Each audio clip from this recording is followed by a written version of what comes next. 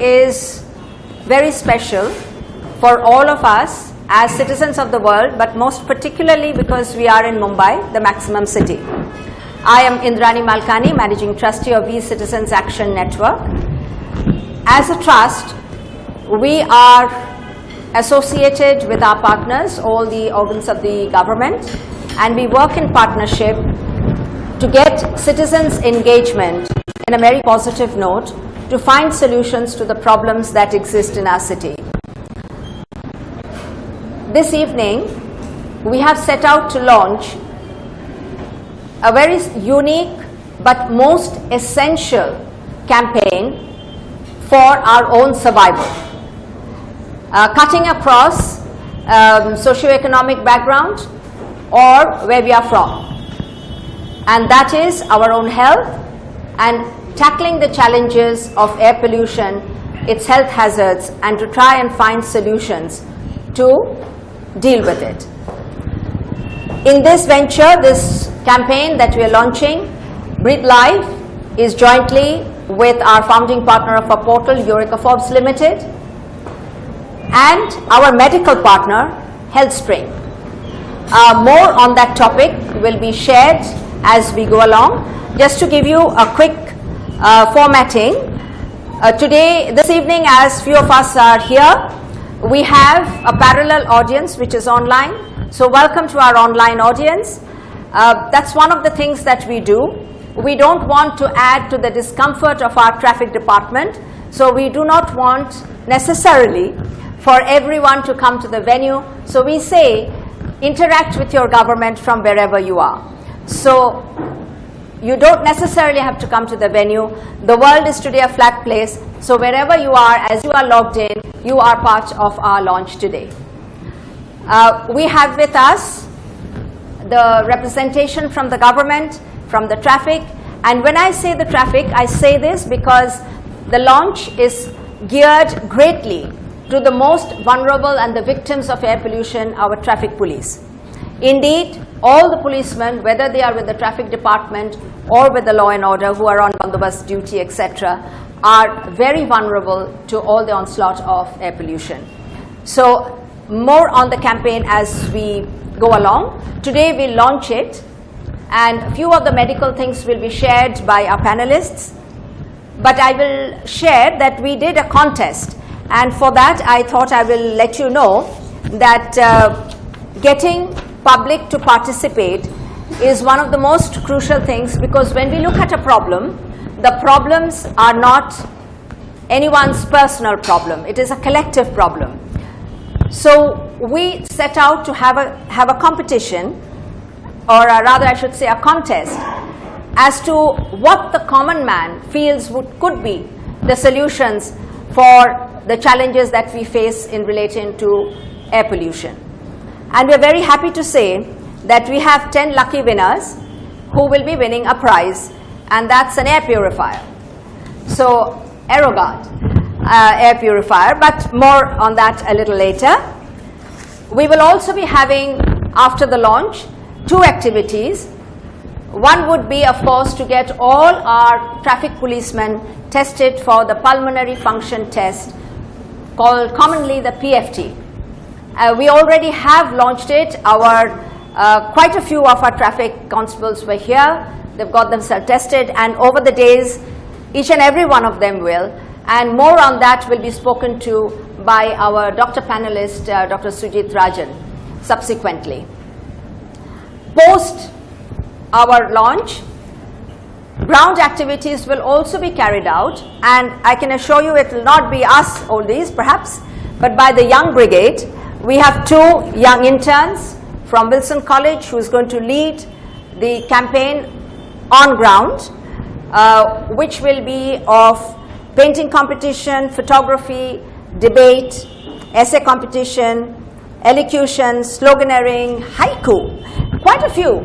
So whichever way we look at it, ultimately all of us in society will necessarily need to be part of this campaign if we are to solve problems. Because as a partner from the citizen engagement side, we need to share the responsibilities going forward. I would like to request my fellow trustee, Mr. V. Ranganathan, to introduce our panelist, our chief guest, and our keynote speaker. At this stage, I would like to share with you our keynote speaker, Dr. Mathur, has landed in Mumbai. He's coming from Delhi. He's on his way to the venue. So if you see the empty chair next to me, it's for Dr. Mathur as we await him. But we don't wait for anyone, so we start the... Well, I don't know. I hope he does. I certainly hope he does. And if he, should it be that he is delayed, we will definitely be having his whole thing online, and we will do so. Yes. So we have to ensure that he does arrive. Mr. Ranganathan, please to introduce our speakers. Your mic. Mr. Swadheen Kshatriya, Chief Secretary to the Government of Maharashtra, who would be leading the panel discussions, and other members in the panel. Because the other members in the panel include Srimati Malini Shankar, Additional Chief Secretary to the Government of Maharashtra with a wide experience in the Environment Department. Then Mr. Milind Bharambe, Joint Commissioner of Police Traffic, which, as was mentioned earlier, the traffic police become the prime victims of air pollution in the city of Mumbai. Then we have with us Dr. Sujeet Rajan, Consultant Respiratory Physician. Then Mr. Marzin Shroff, CEO of Eureka Forbes. And Mr. Kaushik Sen, CEO of Healthspring. So we are grateful to them for sparing their time and to come. And I thought I will just mention very briefly, the air pollution affects not only human beings, but also animals and plants. And it is a silent killer, causing both chronic and acute effects on health, leading to bronchitis, lung and heart diseases, asthma, and reduces life expectancy. While in the city of Mumbai, pollution levels remain low in the monsoon, with the onset of winter, the air in Mumbai becomes unhealthy. This you would see from the daily reports which get published. And this particularly affects asthmatic patients, particularly during the winter months and in summer. And likewise, those on duty on roads, like the traffic policemen, persons who are on police duty, they get affected. Now, apart from that, air pollution also affects both the tourism and business activity. Many foreign countries have issued advisories saying that the cities like Mumbai and Delhi are not healthy. And I think we are bracketed with 3 or 4 cities in China like Beijing as places which are not desirable to live in. And so it is therefore it is necessary to not only appreciate the seriousness of the problem, but also have some kind of an action plan for its resolution. And if nothing is done now, with the increase in the number of vehicles and increase in economic activity, pollution levels keep going up, and the day may not be far off when, like the city of Delhi, will be gasping for breath. Now I will just give illustrative examples what the public authorities, citizens groups and society at large can and should do. Firstly, phase out old vehicles. Then mandatory check on all vehicles at least once a year. When you go on the road, you will very often find public vehicles, whether it's municipal corporation, garbage vans or BST vehicles spewing smoke, and all people on the road get affected. Then thirdly, can we not make the standards for automobile exhaust emissions on par with what is followed, say, in the European Union, so that pollution is reduced? Then can we convert all the public vehicles into CNG vehicles and all the auto rickshaws into propane use? Then another major cause of pollution is road construction, building construction. Now, when the public authorities like PWD and BMC construct roads, they dig up the sides of the road, heaps of dust lie. Other day when I was going in the service road of Eastern Express, they were complaining of heavy pollution. We found that when they dug up the sides, all the mud which was collected was put in a heap and vehicles are passing over it, spreading dust all around the area. Then, so can we have some kind of a protocol for what precautions should be taken when road works and building works are done, and enforce that? Then about 10% of the pollution in Mumbai is caused by fires in garbage dumps. What do we do about it? Can we not have a system where by using biochemical processes these can be treated so that they don't catch fire? I mean, there are proven technologies by using a cocktail of enzymes whereby it can be converted into organic fertilizer. Then second thing is, many times pollution is caused by burning of waste. See, we will find all public gardens quietly late in the evening or early in the morning, the person who is taking care of the garden or sweepers, they will collect all that, burn it quietly and go away. So now can we have vermiculture plots in all public gardens where the waste is put, you get an organic fertilizer and avoid air pollution. Then can we provide this thing, LPG to all houses, so that pollution costs by burning kerosene or burning wood or charcoal is minimized. This problem is particularly acute in the rural areas where the ladies who are cooking are exposed to an enormous amount of pollution by cooking on firewood. Then can we minimize the use of cars by a steep increase in road tax? And I am just mentioning some illustrative points. I thought that it would be a good point where we can start this discussion and come up with some kind of an action plan, so that before situation becomes worse, we provide a better quality of environment to the citizens of Mumbai. With these words, I request the Honorable Chief Secretary to the Government of Maharashtra, Mr. Swadheen Kshatriya, to initiate the discussions, then the panelists can join. Thank you.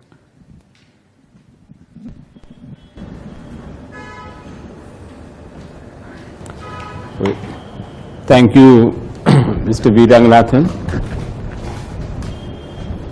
Madam Mrs. Malkani, my colleague, Additional Chief Secretary, Malini, Shankar, Milind, Bharambe is also here, all the distinguished panelists. Well, I must share that a few days ago when I was in Delhi, I remembered of your program today evening, because although I was there for only a day, we arrived in the morning and came back in the evening, but you got a feeling of suffocation all throughout. And since it was one meeting after another and we were all in closed offices and chambers, but 5 minutes when I stood outside this north block waiting for the government vehicle to come, the eyes had started irritating. And I was wondering how people who are having some kind of asthmatic problem or children, no wonder these schools were, I think, closed for a few days in Delhi. And I thought that was a warning bell for us, that if we don't wake up in our city, thank God we have certain geographical advantages as compared to Delhi. We are close to the sea. And I think that nature and God has provided us that cycle of lands and sea winds circulating. And it's largely because of that that the situation is under control, not because we have done something, but it's nature which is taking care of. But this may not last for a long time, the way we are going around.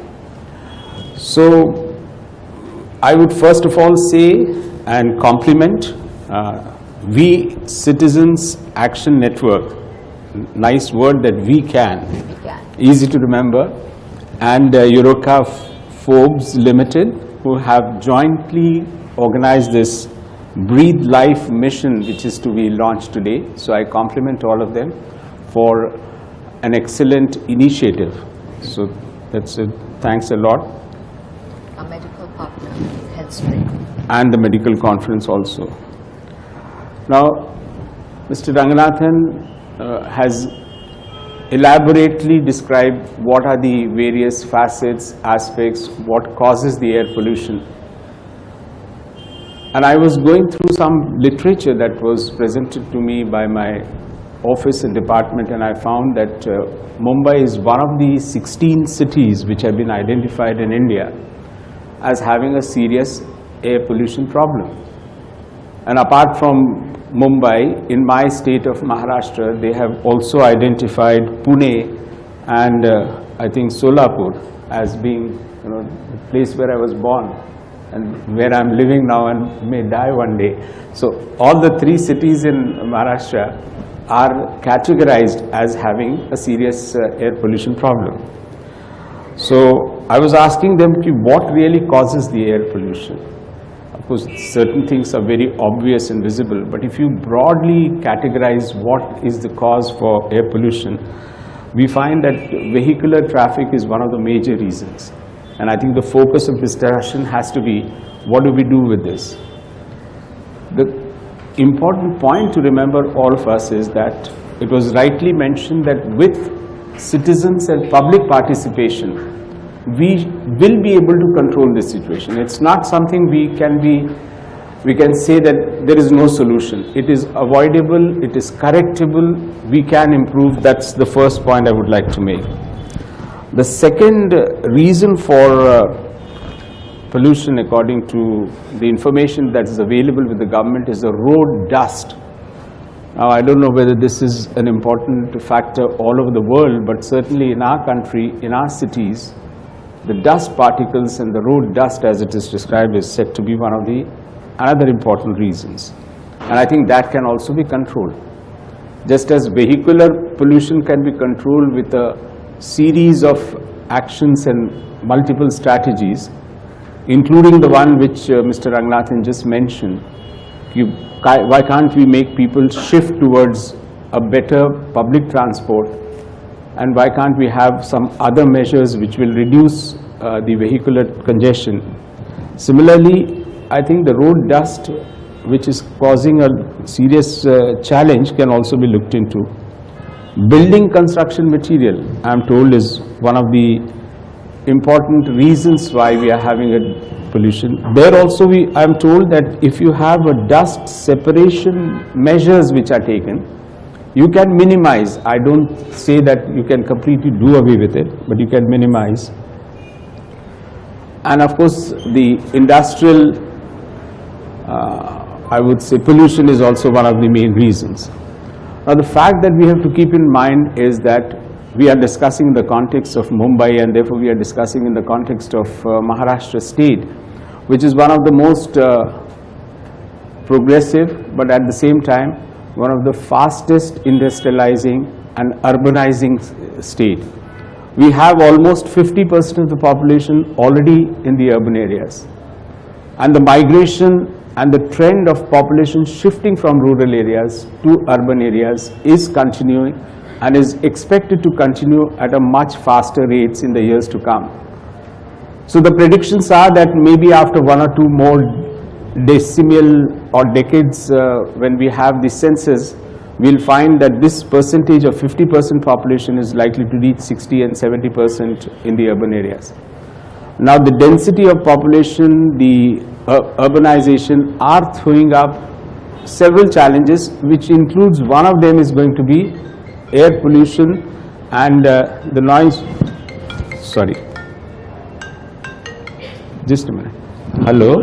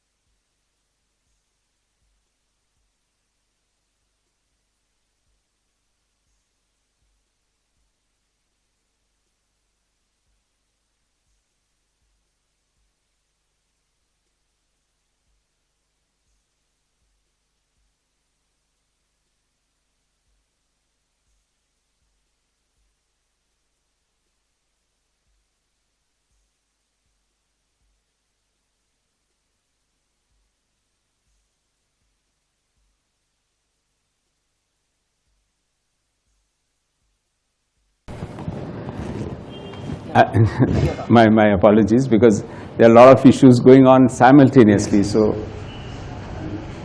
people know all those problems that are going on.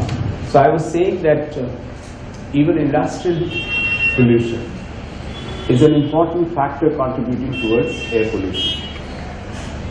See, some amount of developments that are taking place are because of, I was telling, the context in which we are living, and the context is of a state rapid.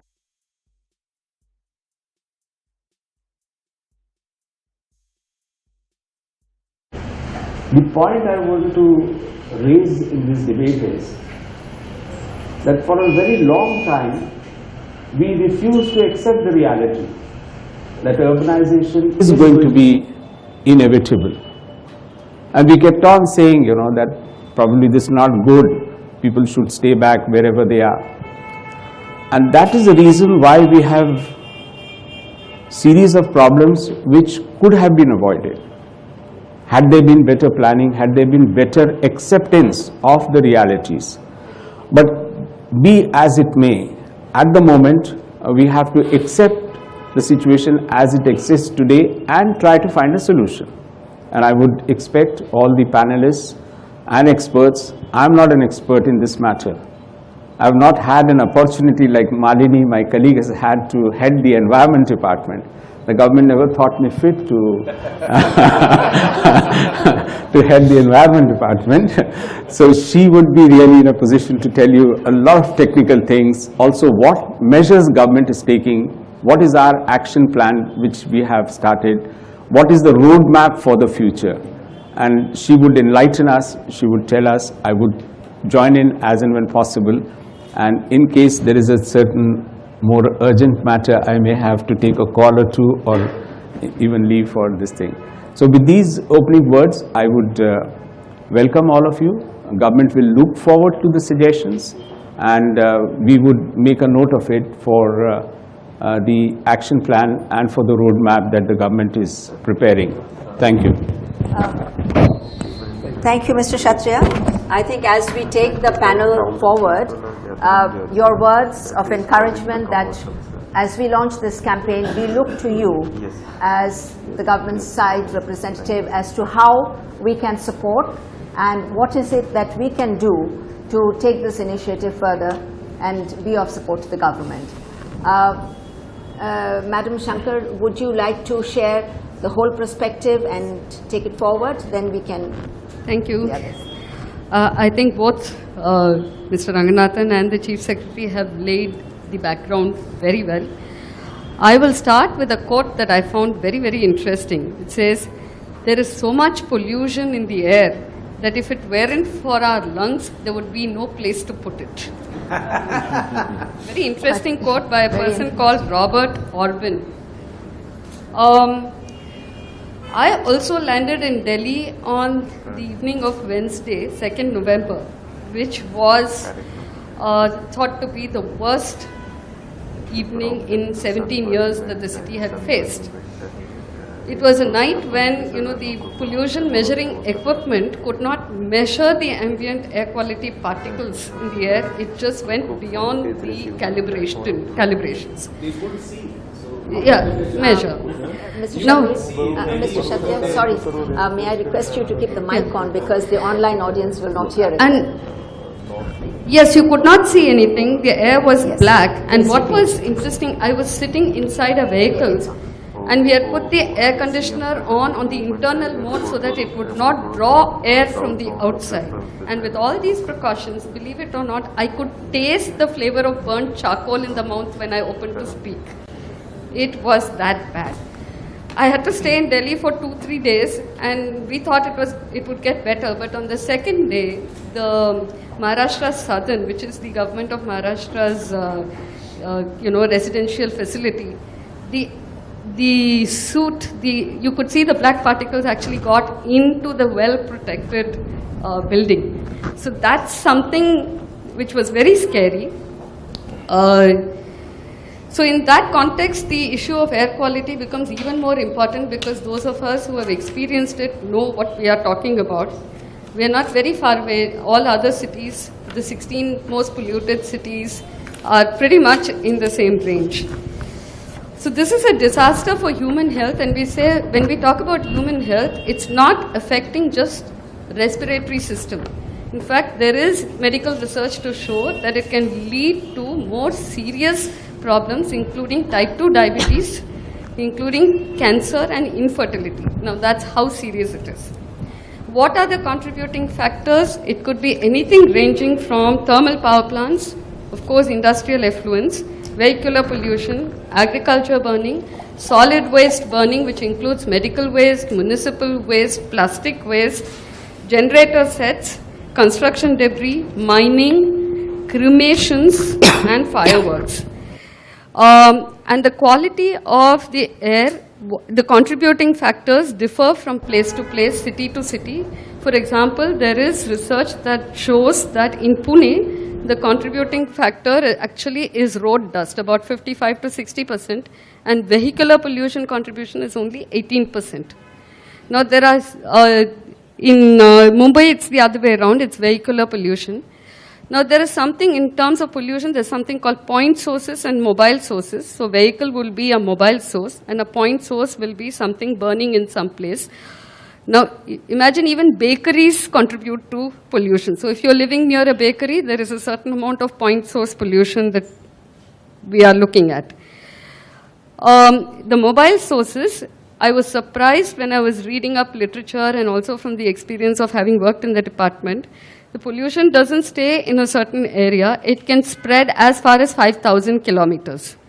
So I do remember living in the Philippines, and when the volcanic eruption took place, my brother, who was doing research on some atmospheric sciences, traced the volcanic particles on the other side of the earth, which is in Las Vegas. So we are talking about pollution that can go very, very far. Research also shows that, for example, in Mumbai, every year there are at least 12,000 deaths which would not have taken place but for air pollution. Okay, and the research is still preliminary. Now, a little bit about what the Maharashtra Pollution Control Board does in the field of environment, because it is the agency which is mandated to both monitor as well as regulate all the pollutants. Very, very briefly, I will say what they do is they monitor the ambient air quality. It's monitored in about 80 stations, including 9 stations which are continuous air quality monitoring, which means it's real time. They inspect, monitor and regulate the air quality which comes out of industries, which is the air effluents. They've also introduced rules pertaining solid waste rules. There are rules as to how to dispose municipal solid waste, how to dispose medical waste, biomedical waste, plastic waste. There's a rule for each of the waste disposal. Last year we have introduced the rules pertaining to disposal of construction debris. That's a completely different regulation compared to the other waste disposal. Now, what does the government do? What can be done? If I divide it into 2 parts, one is the regulatory part or the legal part, and the other is the more development part, where the people's participation comes in and the community awareness comes in. The government of India, the power sector, they have introduced regulations saying what should be the the quality, the norms for the effluent from the power plants. We have power plants dating back to 100 years. And the quality of effluent from these power plants is quite different from something which has been set up in the last 10 to 15 years. The regulation is there, but it takes a lot of financial and technical inputs to arrive at that stage. Now, Delhi's problem is actually aggravated by the power plants which are in the vicinity, which is why one of the actions that was taken by the government is to shut the power plants for a few days. Second is the testing of vehicles. This is mandatory, and they have to conform to pollution norms. Most of the vehicles actually get themselves tested. The problem comes if you just leave any city and go outside on the suburban areas and further inside. It is the smoke belching trucks and transport vehicles, which, I mean, for example, Chandrapur has a major, it's one of the most polluted cities in Maharashtra, and they just belch smoke and pollutants, cancer-causing chemicals, etc. Third is scientific waste management. Now, we didn't have, we just, you know, were using landfills and then burning the solid waste. That's what we were used to. But now regulations talk about scientific waste management, by which means there are technical methods by which you compress the waste and you close it and fill it, and so that there is no waste in the, no pollutants in the air. Fireworks. Now this is another problem that aggravated issues in Delhi. And there was a huge debate in Delhi saying that it is Deepavali which caused all the problems, but they found that the sale of fireworks actually was down by 60% compared to last year. But it can aggravate. So indiscriminate display of fireworks, using it on every occasion, is another problem which has to be regulated. And lastly, on that side, strengthening the monitoring of real-time ambient air quality, so that if you monitor it continuously, like in Mumbai, there are at least 5 stations where it's monitored by the MPCB, and you can see the air quality at any point online. So the idea behind that is, you look at what is the air quality, is it going from poor to better, is it going deteriorating, and you give advisories to the citizens saying, avoid this chowk, avoid certain places, etc. So that's the strengthening part. And on the regulatory and government side, a major issue is how do you incentivize people going towards public transport. Like in Singapore, they have a law that it's very easy to buy a car, but it's not easy to manage the car, because the cost of the garage is actually equal to the cost of the car. So there are a lot of people that I know who can buy the car, but they can't you know, park it in the garage. They don't have a parking place. A few points about creating awareness and sensitivity. How do you incentivize change management among the public? How do you tell them that, you know, do carpooling? How do we move towards using cars, you know, not using vehicles indiscriminately? Like, you know, I want to go around the corner to buy bread, but I take the car. Can we walk? Short distances. How do we ensure that air conditioning is also not used indiscriminately, 16 hours, 18 hours, because that's also a pollutant. Anything that we are consuming, keep on consuming, it means the power plant runs for longer time, the pumps run for a longer time. All these, you know, if you have to internalize these thoughts to say, how do you balance and moderate the consumption rather than stop it or overuse it? Replantation.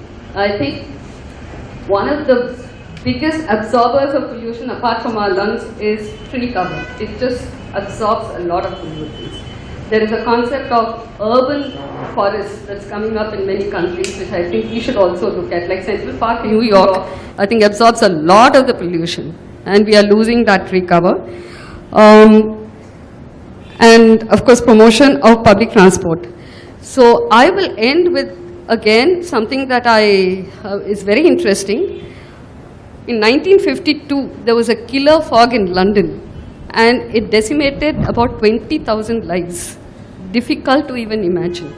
But that incident led the government in UK to pass the first Clean Air Act in 1956.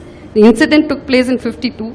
4 years down the line, they had the Clean Air Act. So I'm very hopeful that we convert this challenge before us to something more positive and come up with not only an act, we have the acts, but perhaps better implementation of the act for the betterment of people's lives. That we need a people's movement. Yeah, let me cheer up the audience a little bit and say that what we have started now, among several things, is that we are going to plant a lot of trees. And this year the program was launched, I think on 2nd of October, if I remember correctly, by the Honorable Governor of Maharashtra. And the state has given a commitment that we are going to plant 50 crore trees in the next 3 years. And on that one particular day, I think we planted 2 crores of trees. And this time we are giving a lot of incentives for people who will make the trees survive. Because the test is, how do you make them survive? So we are setting up, just to make it popular. We are calling it the Green Battalion.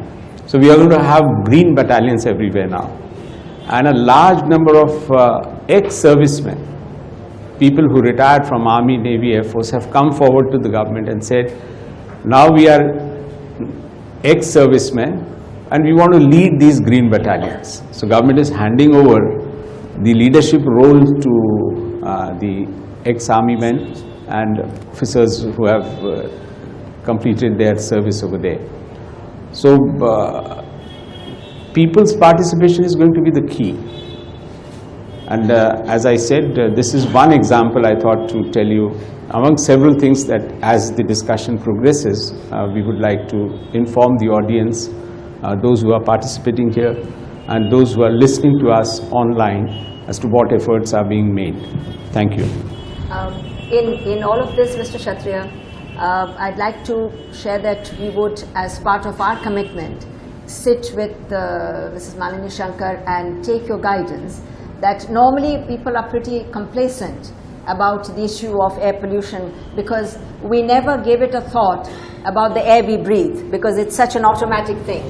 Everything else, there is a reason. You know, so, my suggestion is like this. Yes. It's reaching out to the people. Yes. I'll give you an example which is sort of related to the issue that we are discussing. Last 4 years, we have had a series of drought situation and the monsoon had failed. And it was one of the worst situations we had faced. It was so bad that for the first time in the history of our state, we have had to transport water by train. And we transported water 300 kilometers, 400 kilometers. Millions of people used to wait for the train as if the train is a god, you know, bringing water. And that made us learn certain lessons. And one of the lessons we have learned is that we are not going to have a paradigm shift and not wait for major dams to be constructed and God knows when the water will finally come to your village. We have started a campaign of creating water bodies in the village, small water bodies. And you won't believe the tremendous public response that we got. People said, ki we will contribute our labor, we will contribute our money so that the government campaign picks up. And it is estimated that approximately about 300 to 400 crores of worth contribution came to the government. And today, if you go to the rural areas, you'll be pleasantly surprised. This year, the God has been kind. We received beautiful rains, and each and every village which took up this program is having all their dams, their rivers, their wells, everything is full. And we are expecting a record bumper crop this year. Our worry is now a little different because the prices have started crashing. And farmers are saying that, will you give us the minimum support price or not? So it's the reverse situation what we had. So you were saying that people are complacent, but if properly they are explained, motivated, and the communication reaches them, there is no dearth from, from my experience I can tell you, the tremendous response that you can get from the citizens.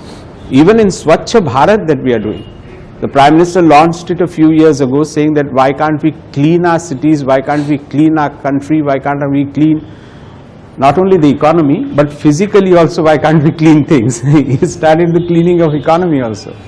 So there also we found that it is making a difference. You go to the smaller towns, you go to the smaller cities, there is a competition among towns and cities that I'm going to make my town and city clean. There people are coming forward, students, volunteers, organizations, and voluntarily saying that we will participate in your cleaning drive. So let's not give up hope that we will not get public participation. If we communicate, if you educate, if you motivate properly, my experience is that you get tremendous public response. Thank you. Thank you, Mr. Kshatriya. May I now request Mr. Bharambe, Milind Bharambe, our Joint Commissioner of Police Traffic, who is also representing the police force in totality, to share your thoughts and what are the challenges and in whichever way your police perspective, because for once the police are, particularly traffic police, as I said right in the beginning, is in the role of a victim to the challenges of air pollution. Mr. Bharambe. Thank you very much, Indrani ji. With a very good administrative perspective given by our Chief Secretary and a very technical perspective given by Mrs. Malini Shankar.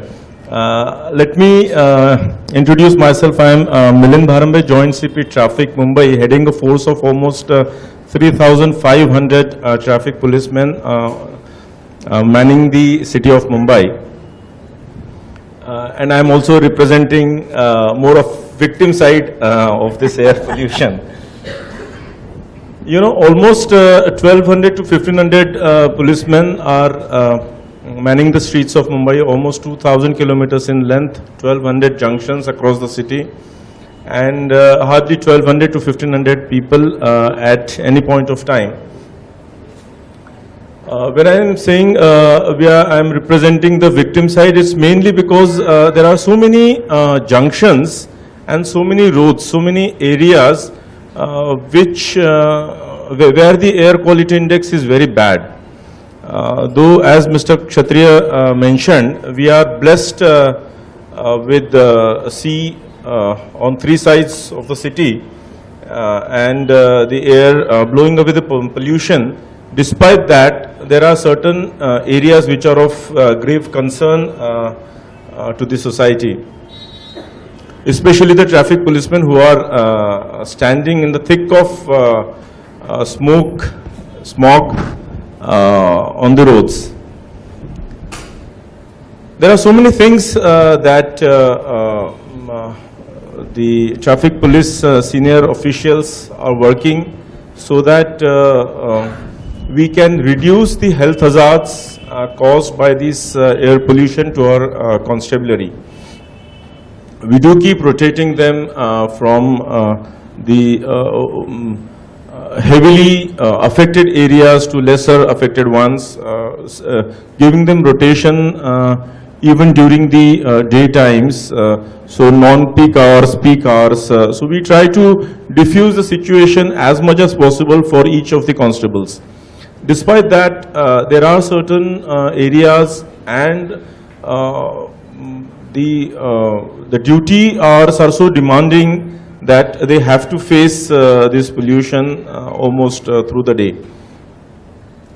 I'm sincerely thankful to VCAN, Indrani ji, Healthspring for taking up this initiative of doing certain, especially the PFT and the subsequent tests for the traffic police.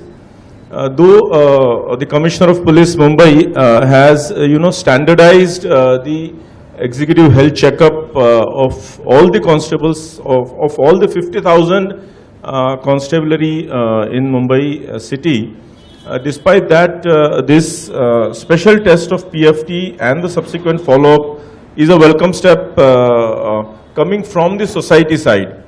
So we are sincerely thankful to VCAN, Healthspring and all the associate partners.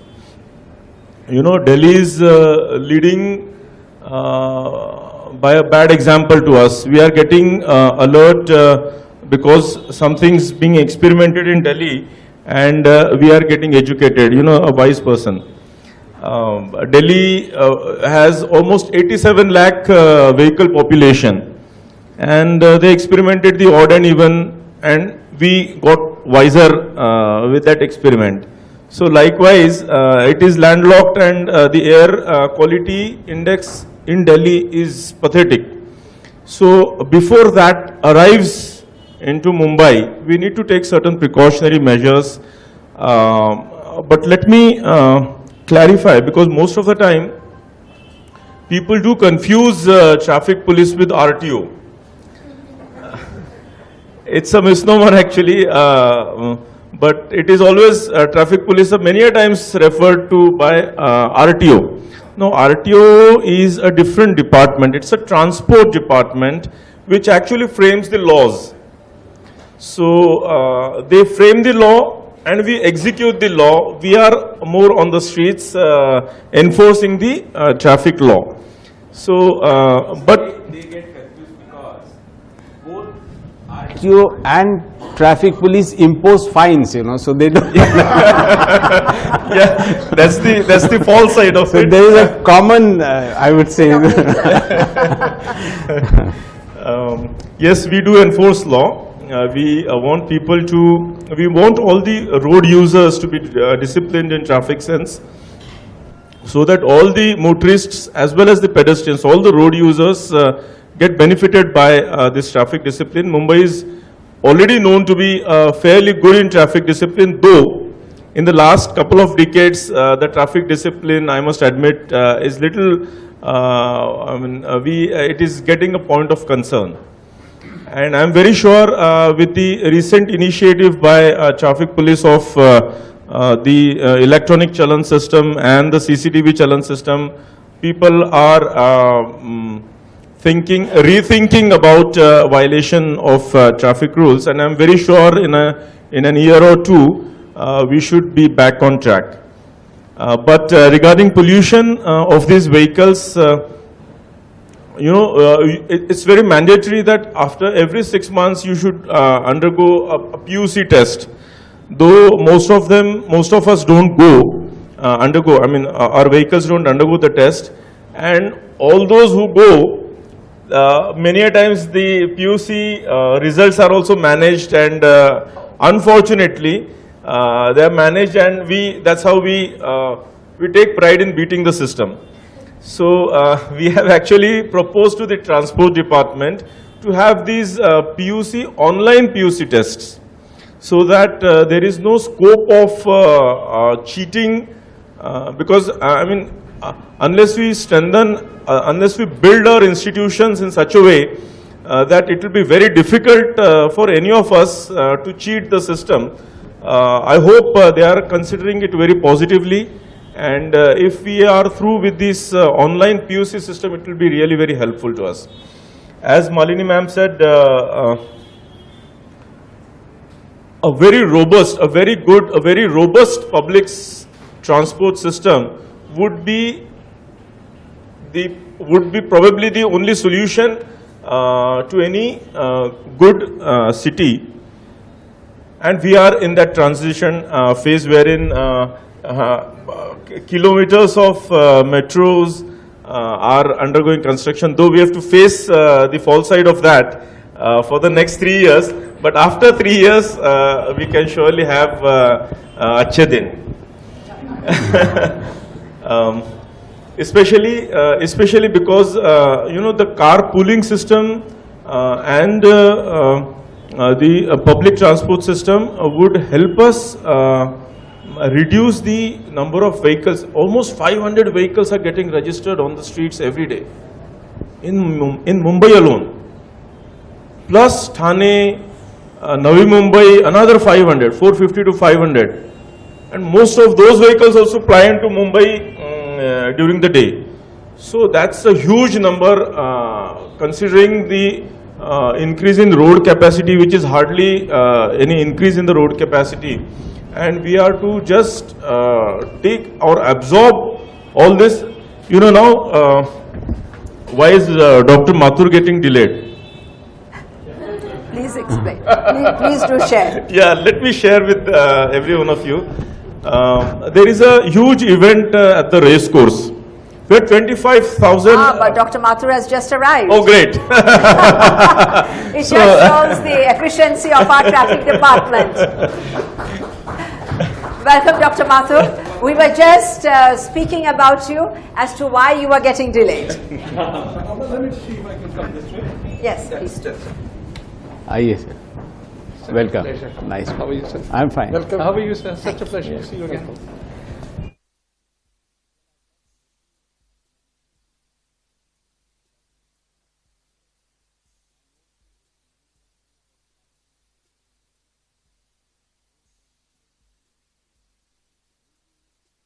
Surprised and shocked to know that at the national level the figure is 53,720 vehicles hit the Indian roads every day.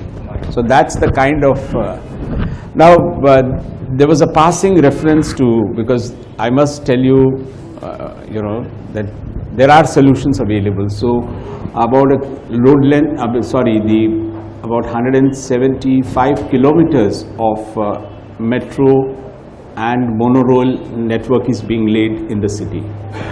So this is, and we are pumping in more than about 45,000 crores of rupees into this to build the infrastructure. Because if you say that people should shift to public transport, you must have the public transport available. And as it is in the local trains, I think there is no place, you can't even enter. So I feel that after a few years, when the network of metro, elevated or underground and monorail becomes available, there will be a shift towards people. Nobody would like to be in a traffic jam, or as we call it, very popular phrase in Mumbai is bumper to bumper. So nobody likes that. It is the most agonizing experience for anyone. So people will shift if a good public transport, a robust public transport is available. There may have to be some combination of laws which will discourage use of individual vehicles and encourage use of public transport. So let's not give up hope. There will be a time very soon in Mumbai when we are going to dig up and make your task a little more difficult, but in the next span of 2 or 3 years we will be increasing tremendously. And the coastal road, you must have read the other day, has recently got approvals. So if the coastal road comes along, that's going to be another thing. We are encouraging marine transport also. So we have got what is it called, Ro-Ro service, is it? Ro-Ro. Yeah, yes. There is some service that is coming up, and for that the infrastructure is under construction right now, and we hope to launch in about a year's time marine transport covering quite important areas of our city. So these alternatives will also have to be offered, and then only we'll be in a position to. Thank you. Well, I think Mr. Bharambe was explaining why Dr. Mathur was going to be late, but I have to share that our partner, the traffic police, always comes through, and this is proof for all who have been watching our show today. So thank you, Mr. Bharambe and the traffic team. Thank you. We've been hearing, would you like to share some more of your thoughts? Just to take on a little bit, our role as a civil society organization, we are not here to do the work of the government, not at all. We are here in the role as a supporter, and in a supporting, as a supporting partner, whatever is required of us to do guide us, and we will find the ways and means to help the government to do what is right for us. Having heard the government side, I would like to request Dr. Sujeet Rajan, a leading consultant on pulmonary and respiratory field, to share his thoughts in a very simplistic manner, doctor, because we know that normally when we talk about health, we always look to every other parameters, but we never look to lungs because that's taken for granted. So after you finish, I would like subsequently for the keynote speaker's speech coming up, but Dr. Rajan. Sure, thanks Indrani. I'll just take a few minutes. I had a few slides also, and I don't know if you all can see it there. Thank you very much, yes, Indrani. I'm sure that the slides are on, is it? Yes, and, it is. I also thankful to Healthspring being here. Gautam Sen actually rung me up on the morning. We published our study and presented it at the European meeting, because we did a study actually to look at normal lung function in the Mumbai population. So people were coming for a health checkup to Bombay Hospital, which is one of the hospitals I work, and this kind of data was just happening for the last 25 years, and very few people were collecting it. So we collected the data for the last 4 years, and we started analyzing it. And we wanted a prediction equation, because I don't know if anyone here has done a lung function test, but you blow into a machine and there's no normal, like, you have a blood sugar and a blood pressure. It's a predicted normal. So it's based on your population and what the predictions could be. And so our prediction equation is quite old. So we decided that let's collect all the lung function, make a new prediction equation. And when we were making it and when we were analyzing the data with Chest Research Foundation in Pune, we realized we need another few more patients to get to that equation, but we realized our lung function is actually dropped from what it was 20 years ago. And that was the alarming thing really. And that, in comparison to the European equation and the American equation, is almost like 30 to 25% lower than earlier. We were always about 15 to 20% lower, by the way. We had smaller lungs, but you can't keep dropping in comparison to the West. We are growing taller and bigger over the years, so it didn't make sense. So obviously there's something wrong.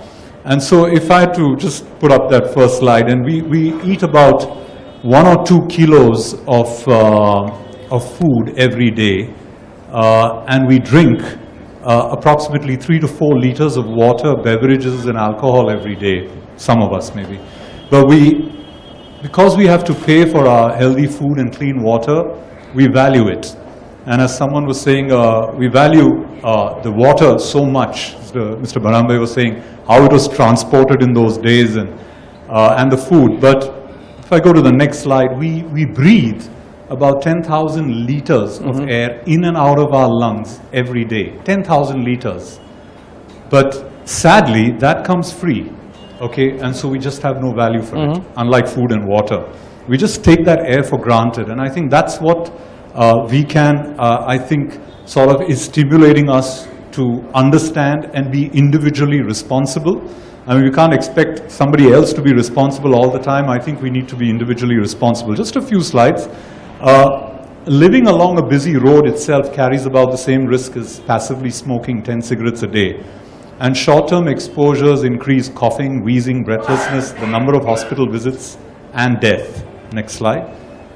And this happens to babies, children, and teenagers. All are affected. You have more low birth weight babies, you have more preterm children. So, and lesser lung functions as teenagers grow, because your lungs keep growing till the age of 25, after which lung function very, very slowly comes down. Next slide. And really, what is air pollution? It's gaseous air pollutants, which are oxides of carbon monoxide, carbon dioxide, and particulate matters. Okay, so I won't go into those details, but that's how you measure it. Next slide. And the sources are very often motor vehicle exhaust and biomass burning, as someone rightly said, especially in the rural parts of the country, but that is slowly reducing, though not completely eliminated. Particulate matters from dry crop burning, which we have seen happening in Punjab. And so there are solutions for all this. I mean, there are machines which can substitute dry crop burning and allow growth to occur on those farm fields. Next slide. The level of harm is very interesting for those of you who want to know what's the harm of this pollution. Biomass, the safe limit, you must remember, whenever you hear these figures, is about 50 micrograms per cubic meter. That's the safety limit. Delhi is currently about 1,000 micrograms per cubic millimeter. So that's pretty high. But it's not just Delhi that we need to look at. Burning one mosquito coil in your house overnight is equivalent to about a PM2.5 of 2,200. So that's about smoking passively 50 cigarettes over the night. Mosquito mats could be equally harmful. Dhoop sticks are one of the worst. So, you can't just blame the traffic for everything, okay? So, there are these dhoop sticks that these sandwich vendors have, and these shops keep to drive away flies. That's 20,000 micrograms per cubic meter. So someone who's sitting there, you can just imagine what he's inhaling. Pune did a study on temple pujaris who were exposed to agarbatti and fumes, and they found that they had almost a double increase in airway disease than the normal population. Just, those havans and agarbattis all the time. Firecrackers, I can't underemphasize. The worst firecracker is something called a snake, which I've never seen, thankfully. It's a little tablet which sort of bursts off, and 60,000 micrograms per cubic meter. So the kids who are bursting those, you can imagine. Compared to smoking one cigarette, which is 150 to 200. So I think some smokers will have respite if they're not bursting those crackers. Next slide. So mosquito coils or mats, that's what someone always asks me, and I say all are harmful. just fumigate areas of stagnant water, and the municipal corporation is being very active on this, I've noted. Unfortunately, we don't have someone from the corporation here, but avoiding water stagnation in your houses and around can be a very responsible way to live. Nets is very safe, mosquito nets. I know cumbersome, but they're safe. And electric shock rackets are the most environment-friendly things to get rid of mosquitoes and flies. So if I advise someone how to be least pollutant in terms of repelling mosquitoes, the rackets are the best. Next slide. And can you transmit this to future generations? Yes, you can transmit it to 2 more generations. You know there's a science called epigenetics. What effects occur during pregnancy can be transmitted down the line. So air pollution doesn't just affect 1 generation, it can be transmitted, and even with small changes of 30 to 50 micrograms can be transmitted. Next slide. And so what should you do? Look at air quality online, as Mr. Bharambe mentioned. Avoid exercising outdoors. Next slide. And choose back roads if you have those in your vicinity. I know in Bombay we don't have too many non-polluted back roads, but they are quieter places. Don't try and exercise in a green space. If you have a green space around you, I think it's really worth exercising there. And avoiding exercising in rush hour or when pollution levels are high. Next slide. So now and increasing awareness, and we'll just take the last slide here. Available which have nutritional next one. value. Yeah. The trees, I think what Mr. Kshatriya said was so important, planting more trees. There are certain trees that are extremely effective in reducing air pollution, like the rubber tree, gulmohar, sweet tamarind rain tree, and certain indoor plants that also reduce air pollutants. And anyone who wants these slides can gladly take them if you want to keep these plants at home. Ban dry leaves or tie burning, as tie burning is very, very polluting. And drink a lot of water, because our lungs are 90% water. So staying adequately hydrated all the time is very important. I'll just go to a study by Namdev, next slide, which was done in Mumbai just a couple of years ago, next slide, on traveling from Dadar to Chembur, next slide. And you can see they studied with dosimeters what was the pollution levels of someone traveling, and you can, in a BST bus, in a private non-AC car, in a public air-conditioned car, and a local train. And if you just go through these last 3 slides, you'll just to summarize it, it is really the bus, which is open, that is far more polluting than a non-AC car, which is more polluting than a train, and the least is the air-conditioned car. So the people who have the luxury of traveling in an air-conditioned car obviously have an advantage. So the metro system, in terms of public transport, air-conditioned public transport is a very important measure, I feel, in improving exposure of human beings, but doesn't obviously take care of environmental pollution completely, but reduces our exposures to that. And I think getting lung functions done, just to conclude here, is important, because it's a test that very few laboratories do. I need to emphasize this. If you go to an average laboratory, they will do all your blood tests, ECGs, X-rays, but they don't do lung functions because it requires a little more effort.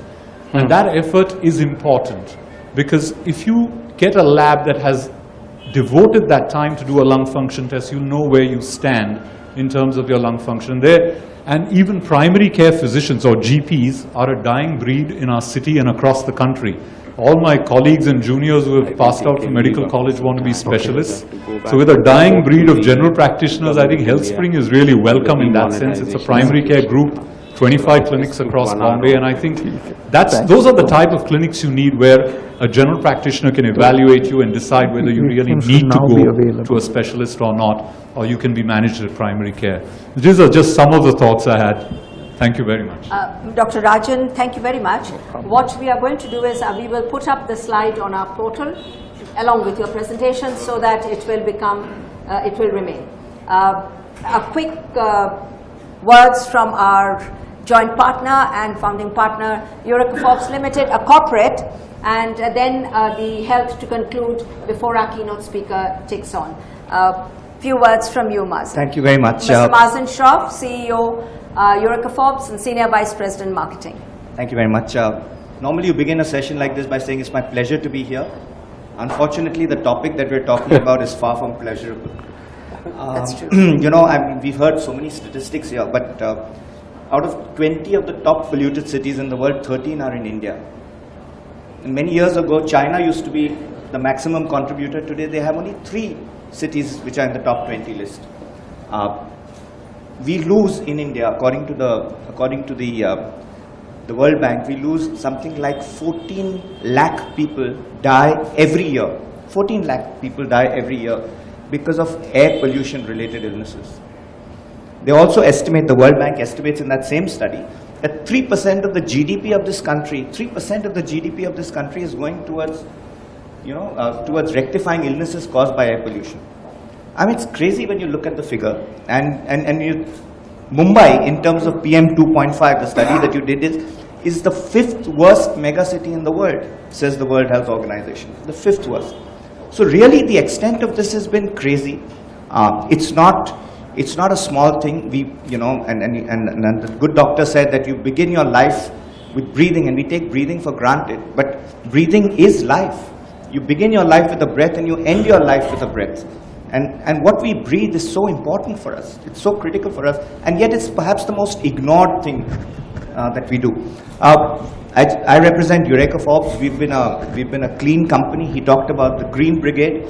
We proudly feel we are part of the Green Brigade. I would like to contribute in any which way we can and partner with the government on this. We try to partner. We've done 350 water plants across rural India where we try and give clean water to people. We also have been educating people on air pollution for the last 20 years. So for the last 18 years, we have been putting up every night from 18 different cities, 17 different cities, the Clean Air Index on NDTV News, on the 9 o'clock news. So 17 years we've been trying to do this. We educate school children. So we've been to about 350 schools, educated 500,000 school children on the ill effects of air pollution. We were the first to come up with an environmental quiz. Total numbers are measured. So we've been working tirelessly as an education company, trying to educate people on the ill effects of air, ill effects of water, and see if we can bring not just a Swachh Bharat, but a Tandurust Bharat. So that's really our mission, and we hope to partner with anybody and everybody to see how we can make India a cleaner, healthier place, and how we can all add value to our lives by breathing and living healthy. An average Indian loses 3 years of his life due to air pollution. 3 years. That's 1100 days of your valuable life gone down due to the air you breathe. And that's crazy. We should do something about it, and we can, and we will do something about it. So please help, and we are happy to help in any which way to make the world a happier, healthier place. Thank you very much. Thank you so much, Marzin. Thank you. Healthspring, as you have heard, we have a long history also. Can't do without our health partners. So Kaushik Sen, the founder, Dr. Gautam Sen, is sitting in the audience, and Kaushik is the co-founder and CEO of Healthspring. Would you like to share as to what is your commitment, and then Dr. Mathur? Great. I'll be quite quick. I know Mr. Mathur is here. I just want to touch on 2 things. One is corporate responsibility, and the other is individual responsibility, as Dr. Rajan was mentioning. From a corporate perspective, we've been proud partners with VCAN from the very start, and I think that we think that our job and our vision is about keeping you healthy. It's about keeping our communities healthy. And I think that's a primary goal of any family physician and any primary care organization of which we are, I would say, the leaders. And that's really what we're all about. And we also believe in keeping our communities strong. That's one of the reasons why we're so proud to partner in terms of keeping our traffic police healthier, and measuring their health, finding ways for them to be healthier for the very important jobs that they do. And not just in air quality. Some of you might know, in the last year and a half, we've trained about 15,000 first responders in terms of CPR. These are college and school children. We've done a lot of work with the BMC and the Mumbai police, training first responders around our clinics. We think those things are very important.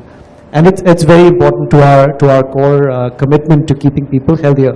We'd rather be, as a company, the kind of company that does healthcare instead of sick care, right? We'd rather be about keeping you healthy and preventing illness more than necessarily about treating you. I just want to touch a little bit on individual responsibility. I think there is something that all of us can do, right? Beyond the actions that our public policy leaders are taking, which are tremendously important. But I think individually, to keep ourselves healthy, we should think of respiratory illness as important a chronic condition as diabetes or hypertension, which we spend so much time thinking and talking about. And globally, the way that you control and keep yourself healthy in the face of some of these chronic conditions is first of all by knowing your own health condition. That's why things like the lung function test and others are important. You need to know your baseline.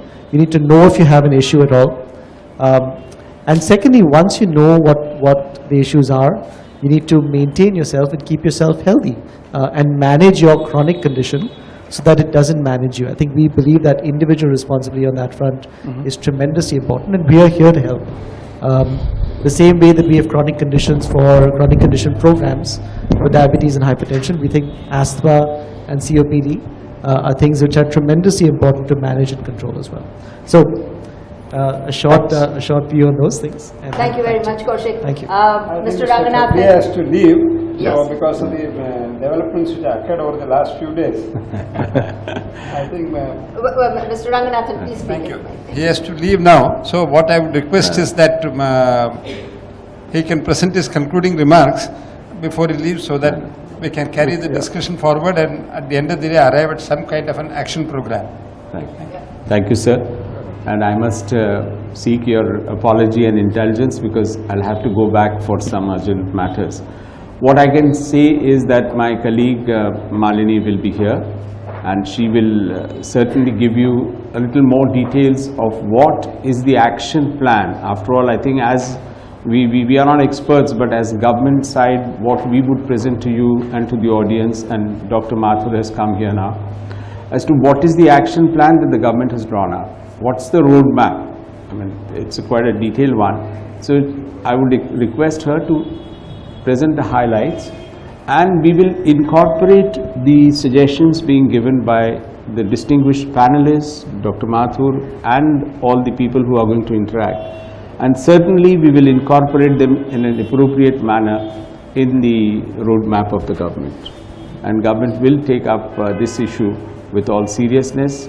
And as I began my observations, that it has to be a partnership between government and citizens.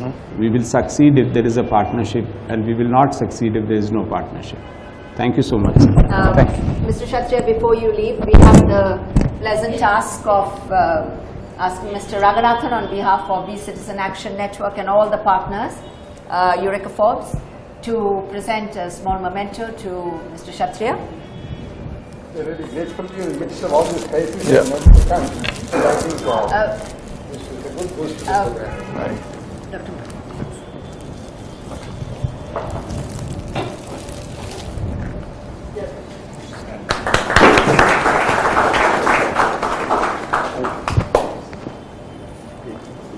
Thank you so much. Nene, I'll come and meet you one day.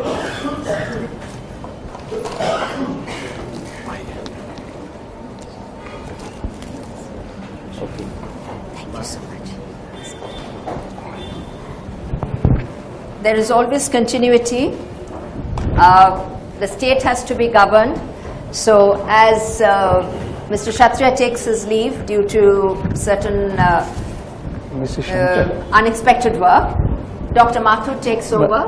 I was going to ask Mrs. Shankar if would you like to share the state plan? I mean, you obviously have been at the heart of it. I did make an introductory. Oh, you did. Okay. Where Okay. I touched upon all the salient, both regulatory functions as well as the policy issues, including looking at the emission norms for power plants. That's right. That's right. Right down to ambient continuous air quality monitoring. Great. Thanks. I'll chip in if I have. Right. Okay. Great. As Mr. Kshatriya has taken his leave, he has left the baton with Additional Chief Secretary Mrs. Malini Shankar to take on. But before we take question answers, we are very, very fortunate to have as our knowledge partner for this initiative and campaign and our Director General of TERI, Dr. Ajay Mathur, to be our keynote speaker and take the proceedings forward. Mr. Ranganathan, may I request you to introduce Dr. Mathur? Anybody from Maharashtra Pollution Control Board? Maharashtra Control Board is present. Would you like to say something? In the mic, please. Would you like to say something to Mr. share any Come particular? come here. Please come up. Oh, okay, there are mics there. May I request you to introduce yourself? I'm Mktg, Joint Director with Maharashtra Pollution Control Board. Member Secretary Dr. P.N. Marzin, due to unavoidable circumstances, couldn't attend this meeting. Right at the outset, may I say that our Member Secretary of the Maharashtra Pollution Board was confirmed to be a speaker, but sadly his father had passed away a few days ago, so he's in Chennai. And these are unexpected things in life, so there's nothing much we could do. But he saw to it that his department was represented, and therefore we have, in fact, as a commitment of VCAN, we will have a separate session with the Pollution Control Board at a soon date, one of the dates coming forward. Yes, what would you like to share, please? Under the able leadership of Dr. Malini Shankar ma'am, was previously our chairman, and Secretary Environment. We have drawn the air policy action plan for the Maharashtra state. And to see that right now the ambient air quality level of Bandra, which I have taken at 4:30 p.m., is at 162, which is in a moderate range. We got 9 monitoring stations at Mumbai, including Suffer, and 11 are in pipeline, which will be installed by the end of December or in the January. If you have a presentation, we No, will take from you, and we will. No, I don't have right now, but we have drawn a very exhaustive action plan for the state of Maharashtra, including city of Mumbai, which includes the directions to the MSRDC, directions to the CIDCO, directions to the MMRDA and to the municipal commissioner, which includes the vehicle emission control, resuspension dust, then control of biomass burning residue, control of industrial emissions, control of pollution from the construction and demolition activities, and other pollution control measures like air pollution index. We have given the timeline right from the 30 days to 180 days. To all the non-attainment cities in Maharashtra, which we have identified 17 cities, and all the commissioners and district magistrates and planning authority are sending their plans for the approval to the Maharashtra Pollution Control Board. We have received quite few number of plans, and we are waiting the plan from the other municipal commissioners. Like in Mumbai, we have launched the programs is like vehicle pollution control. We have some 11 points, which are ranging from 30 days to 180 days, right from launch of extensive drive against polluting vehicle for ensuring the strict compliances, prevent parking of vehicles in non-designated areas, initiate steps for retrofitting of the particulate filters in diesel vehicles when BS4 fuels are available, installation of remote sensing PEST PUC system. There are 11 action plans. We have sat with the CPCB and OEF at Delhi. Road dust also we are planning. So exhaustive plans we are having, and we have issued advisory notes to the commissioners, and we are in pipeline. I think what we will need to do is to Ma'am understand. was there. Yes. More than the plans which we will take, we would also need as to how the Pollution Control Board actually works, because the citizens are greatly unaware as to what are the implementation part. But I think we can do that separately and take it and upload, because we will wait. I just thought I'd support the statement he made by what do we do with this data? Actually, if you get onto MPCB's website, you can see live data there of the pollution, the air quality index in each of the areas in Mumbai. Started with 2 or 3 places, and we found, for example, the junction of Bandra, where the Chembur Road meets Bandra, right. And where it meets, it was the Correct. worst area in Mumbai. It's best avoided, except that you can't avoid it because all roads pass through that area. But that data helps us in saying that this is a hotspot. This is the hotspot, Right. and this has to be addressed. Correct. That's number one. Number two, it also allows the citizen to see that that is a place best avoided at certain times if you can avoid it. So that's the interface that it brings. Yeah. A second thing I wanted to say is, as a citizen, we have to look beyond just pollution, chemicals, etc. Now look at this bottle of water. The number of bottles, half drunk, and we leave it. Forget the waste of that water. This bottle goes into the dump. And sometimes it's just burnt, releases dioxins into the air, the worst pollutant that you can have. Absolutely carcinogenic. So each time you leave this bottle back half consumed, or just just have a sip and leave it, you're contributing to the pollution. I would like that to be a message to be taken home, one of the messages to. Thank you, Mr. Shankar.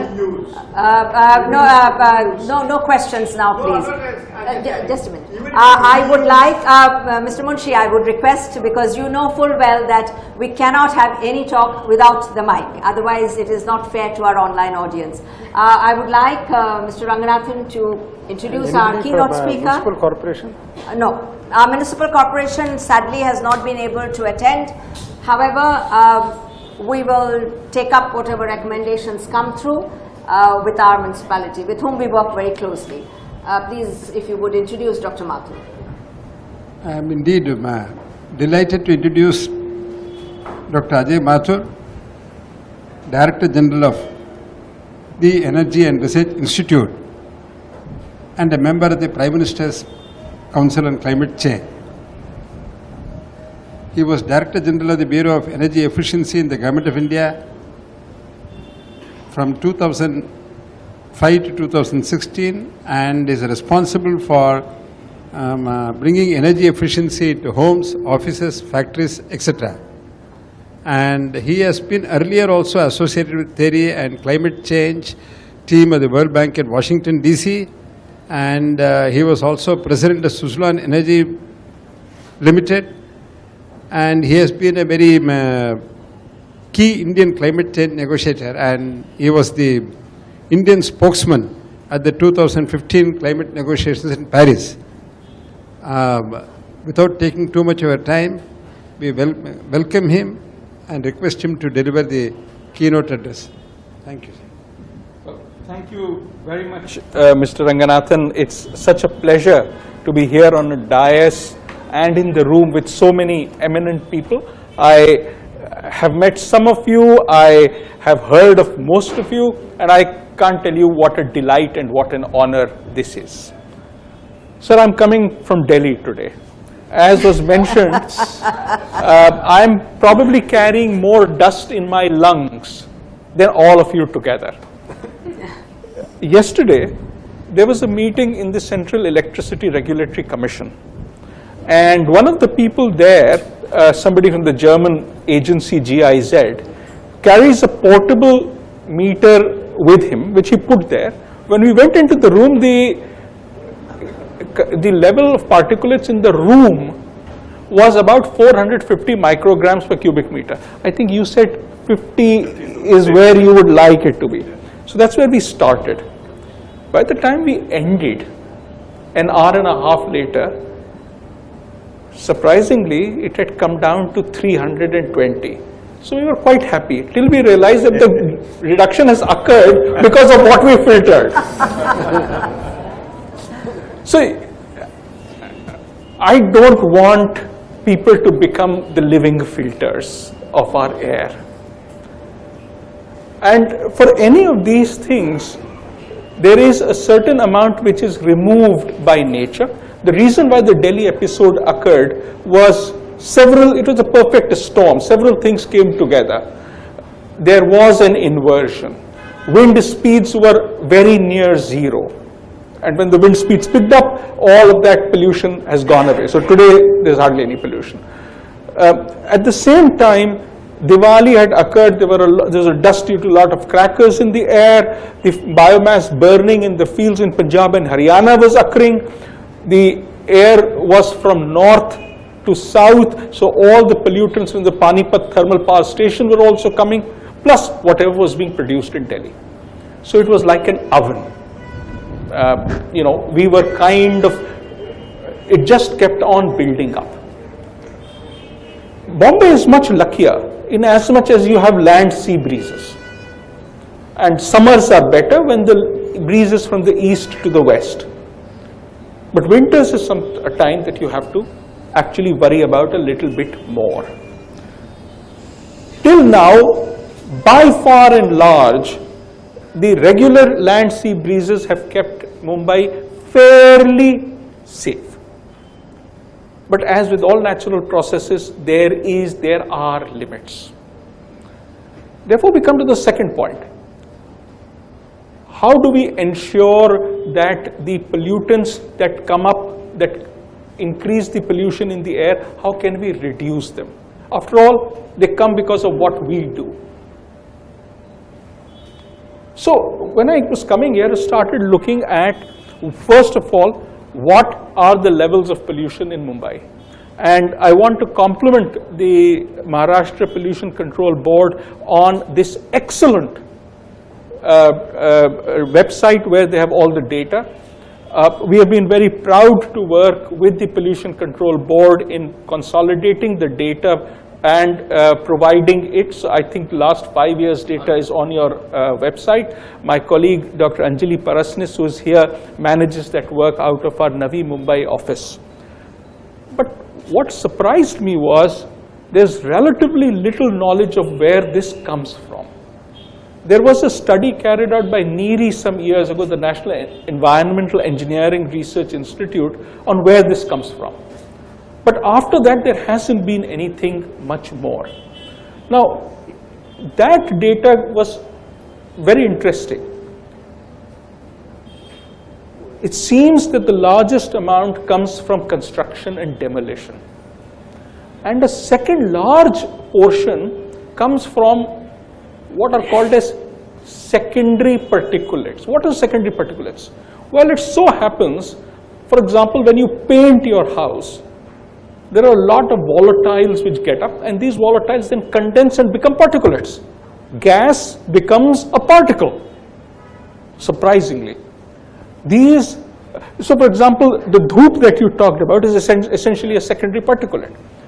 These are roughly 1/3 or so of the pollutants in Mumbai. Then there is, of course, transport. But interestingly enough, in transport, there is obviously the automobile fleet, I think, in Bombay has doubled in the last 10 years, if I remember correctly. True. Something of that sort. True.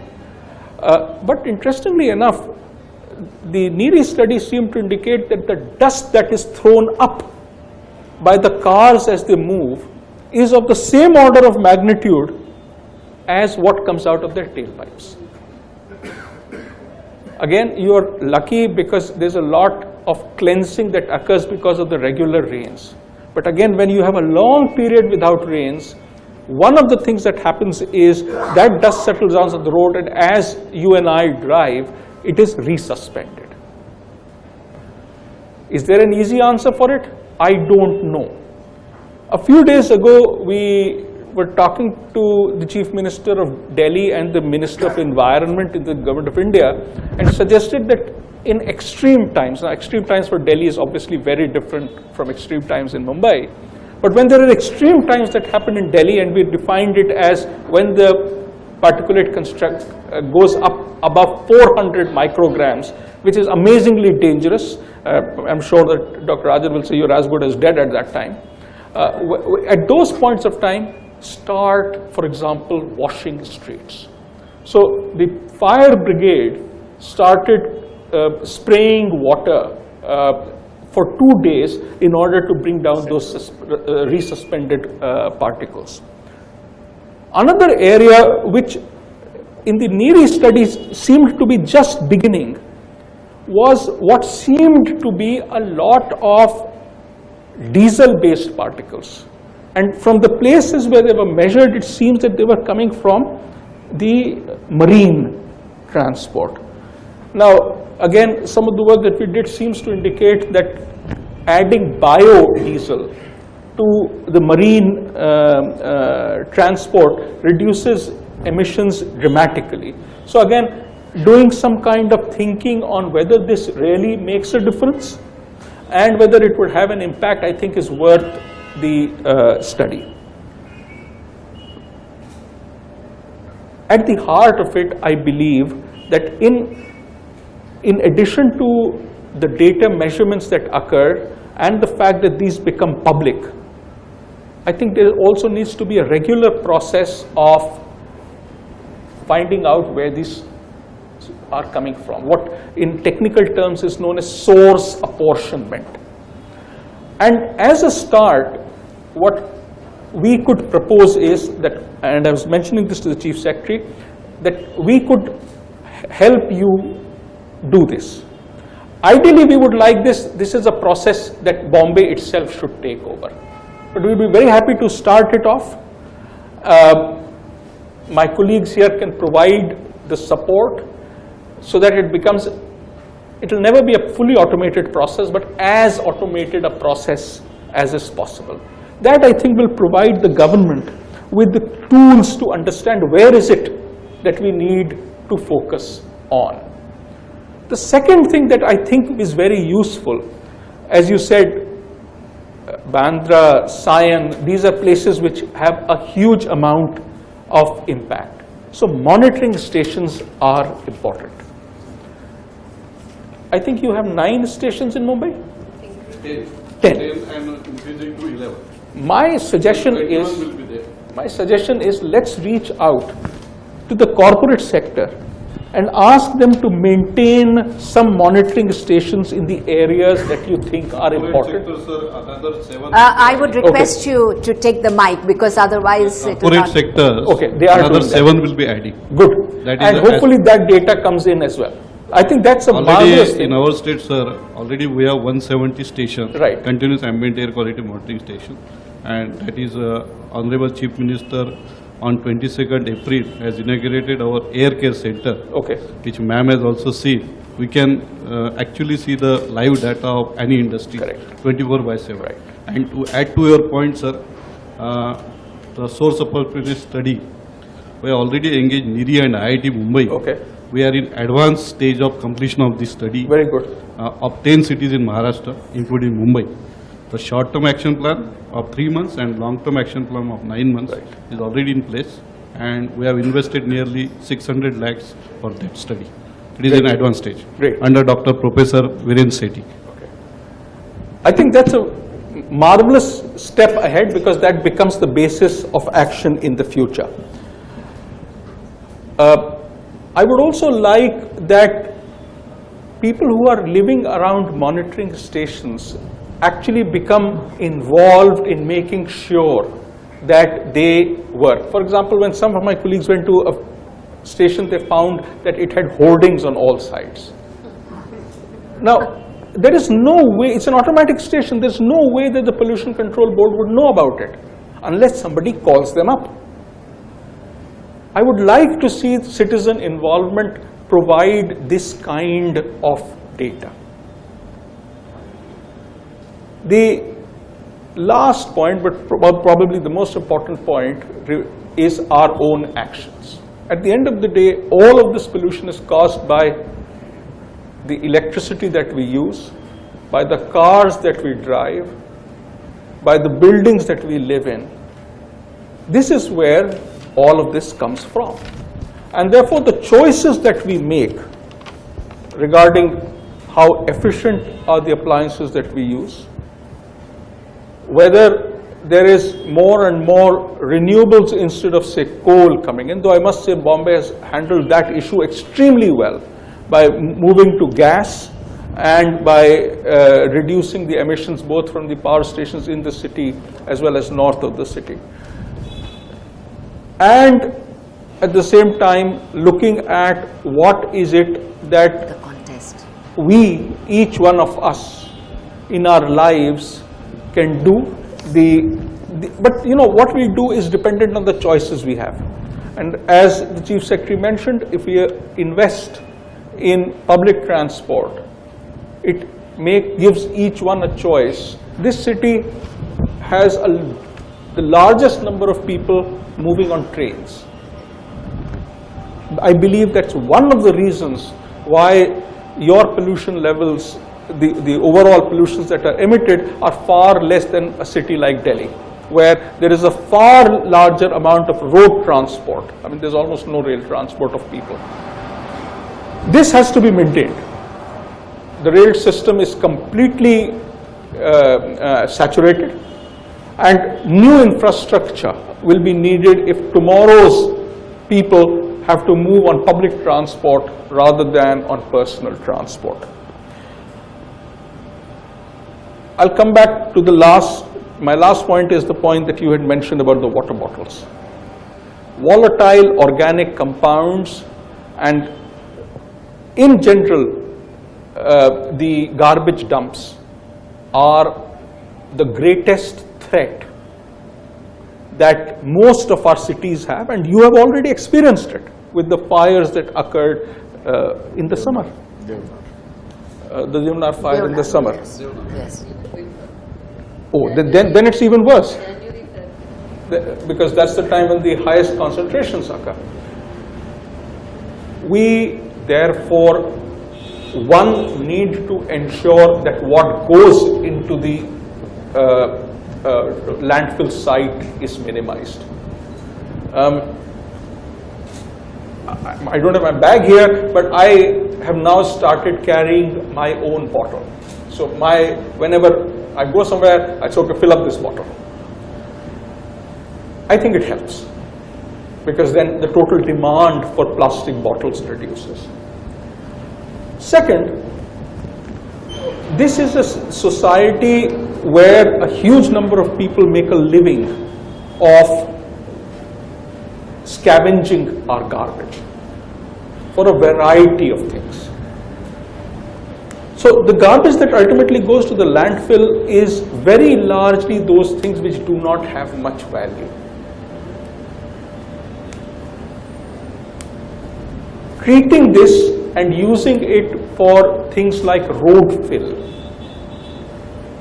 could be done, but it involves technology. It involves somebody doing it, somebody making money in doing it.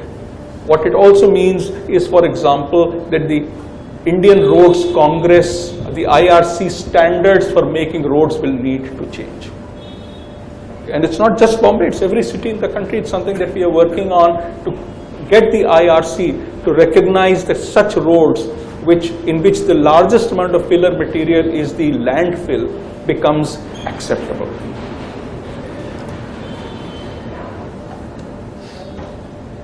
Recycling of things even like paper become important, because ultimately, you know, in most of our cities, including Mumbai, Delhi, Calcutta, all the large cities, paper goes through at least 3 cycles. There's high quality paper, you and I use it, it goes into the secondary economy. What is made of it is the kind of wrapping paper that you see. That goes through, and then the third one is cartons, cardboard kind of paper.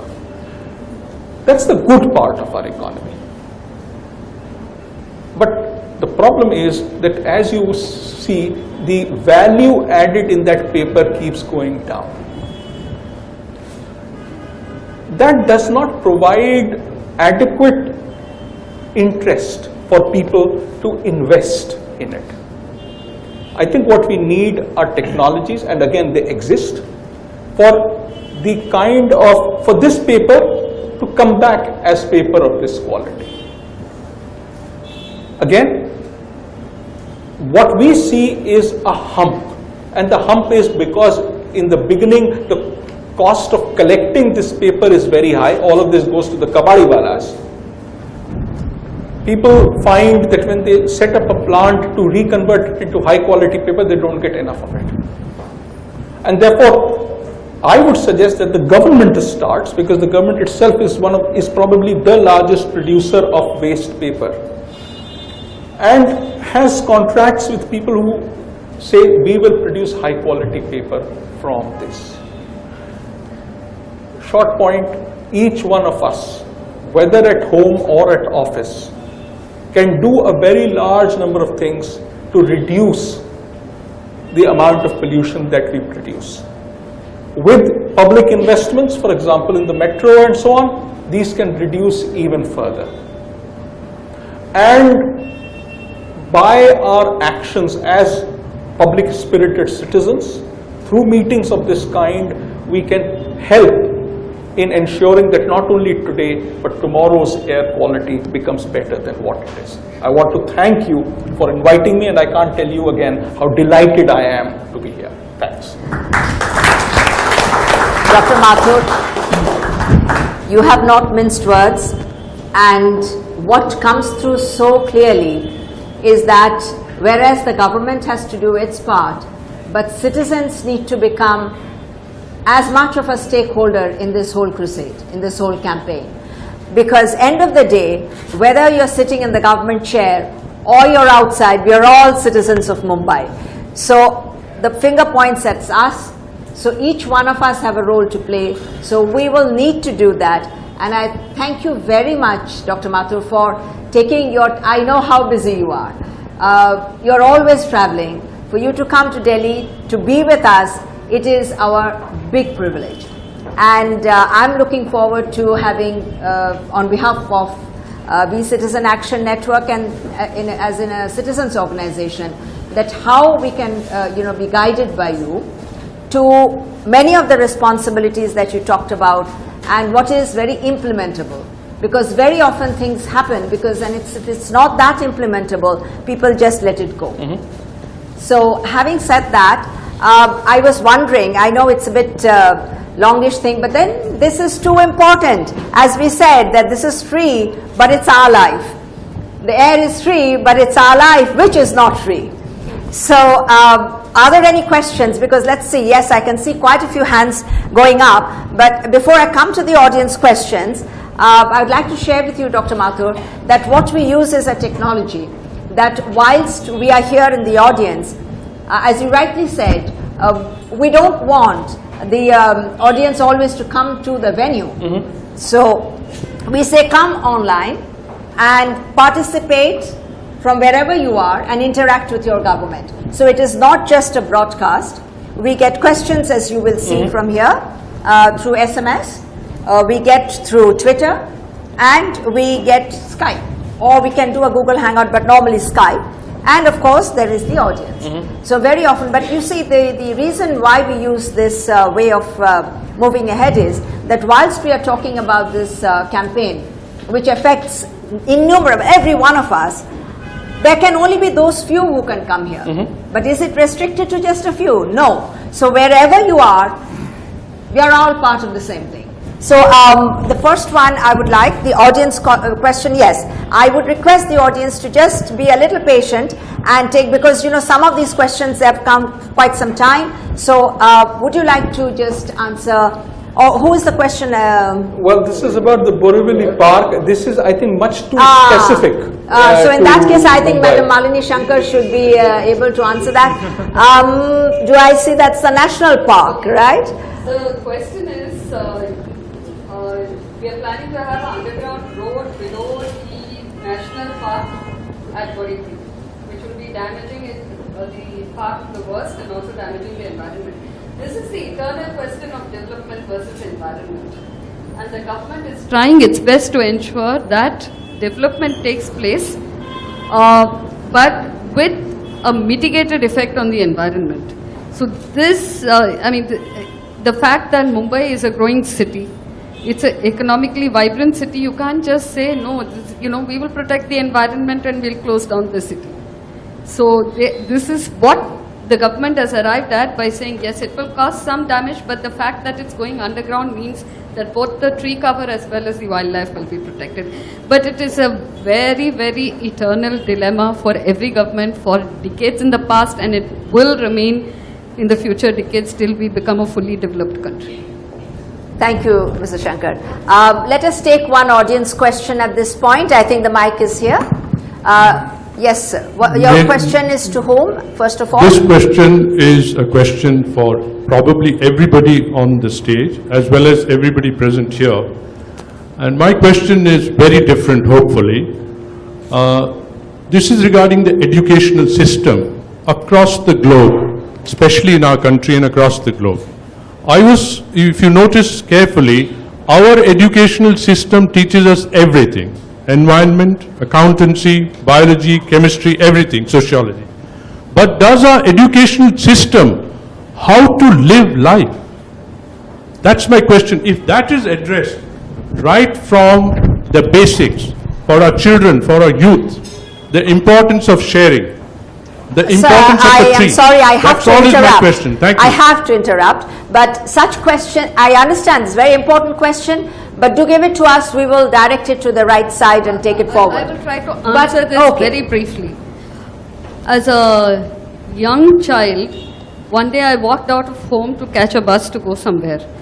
And the bus stop was about 5 to 10 minutes away. My father came to the bus stop, he says, I want you to come back home. And I said, but why? He says, no, you've left the electrical lights on. You've left the lights on. I want you to come back and switch it off. I said, but Appa, you have come all the way. You could have switched it off. I'll miss the bus. He says, no, you come back, you switch it off, and you go back. Since that day, I never left a light switched off. It's not just school. It comes from various... Absolutely. Actually, I'm so very glad, Mr. Shankar, that you have said what you have. But to this, I will need to add, though you started the question, it is to do with pollution. And I'm saying this because that's something which we put together with the traffic police. Everyone goes by school bus. The first state in India, Maharashtra, has taken this initiative which as a citizen oriented, which was put all the children on the school bus, which was started by Mumbai traffic police and myself and one of the premier schools of Mumbai. Unless you start from when you are young, you will not develop the behavioral change which we keep hearing about in any aspect that we can talk about. So when we talk about public transport to the government, I have come across parents who would hesitate to let their children walk when we put this thing as school bus. Now, the responsibility lies from home. You first start with yourself, your home, your building, your neighborhood, and then the city. If we don't move in this direction, unfortunately, behavioral change will take much longer. I think Dr. Rajan was going to add, but let us take some questions if that is just to add to Malini Shankar's point that individual responsibility. I think Kaushik said it also. Yes. I think we need to start there. And once you cross 14, you have to be responsible, not 18. Is there another question here? Or is the same another question? Same one. Yeah. Let's take a audience question, please. So would you like to answer? I can answer that. Oh, okay. Sure. So, just hold the thought at the audience. Let's have. There is no doubt that every city, anywhere in the world, there is only a certain number of cars that it can take, and it's not just because of environmental reasons. Cities are for people. They are so that we can meet, we can live, we can do business. We need mobility, we need transport, and as has been discussed, public transport is the most effective way of making it happen. Singapore has shown an interesting way. I would not agree with the assertion here that we should auction it. I think it should be a lottery. And once you have a lottery, then if I want to sell my token to somebody else and he's willing to give me a price, that's a separate issue. But I don't think the state should make money out of it, and without consideration of whether a person is rich or poor, if they have put in a request, let that be considered. I think this is one way of managing the number of vehicles that we have in the city, and it's not just about cars, it's also about two-wheelers. We are largely a two-wheeler country. Short point, we do need to seriously start thinking, especially in cities like Delhi and Mumbai, because Delhi because of its numbers, Mumbai because of its geography. How do we restrict, I don't like to use the word restrict, how do we manage the number of vehicles that we have in the city? Thank you, Dr. Mathur. Yes, please, ma'am. Madam, this question is again for that largest forest in the world, which is urban forest, Are Colony and Sanjay Gandhi National Park. So basically, I stay at Malad and we love that particular portion. I agree and I fully support the development. But my only question is, whenever the development is happening, post that there is no tree plantation happening, and that I have strong proof to support my point, because there was across from Jogeshwari till Malad highway, there were a lot of trees across the highways. When the expansion of road happened, 10 years down the line, trees have still not come back.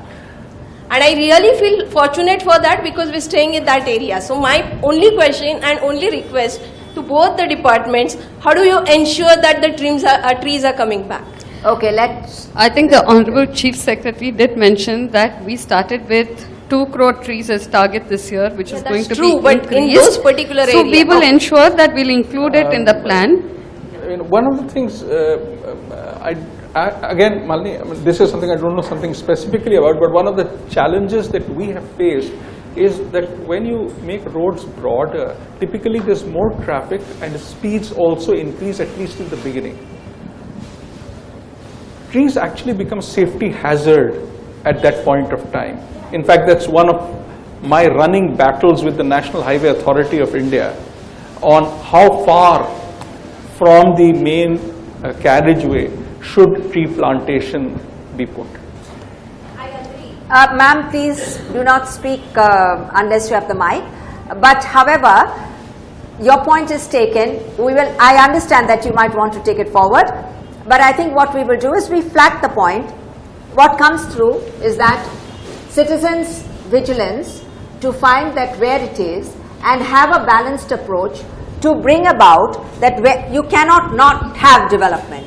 However, where it is possible, one has to do, and every moment things change. So we look to change and see how best we can do it. Yes, sir. Couple of questions. One about construction and the other one about garbage. Specific question, sir, please. Absolutely. So we have a company in our group which builds buildings and chooses to build only green buildings and be as sustainable as necessary. Now we've heard a lot of conversation on how construction dust is a problem.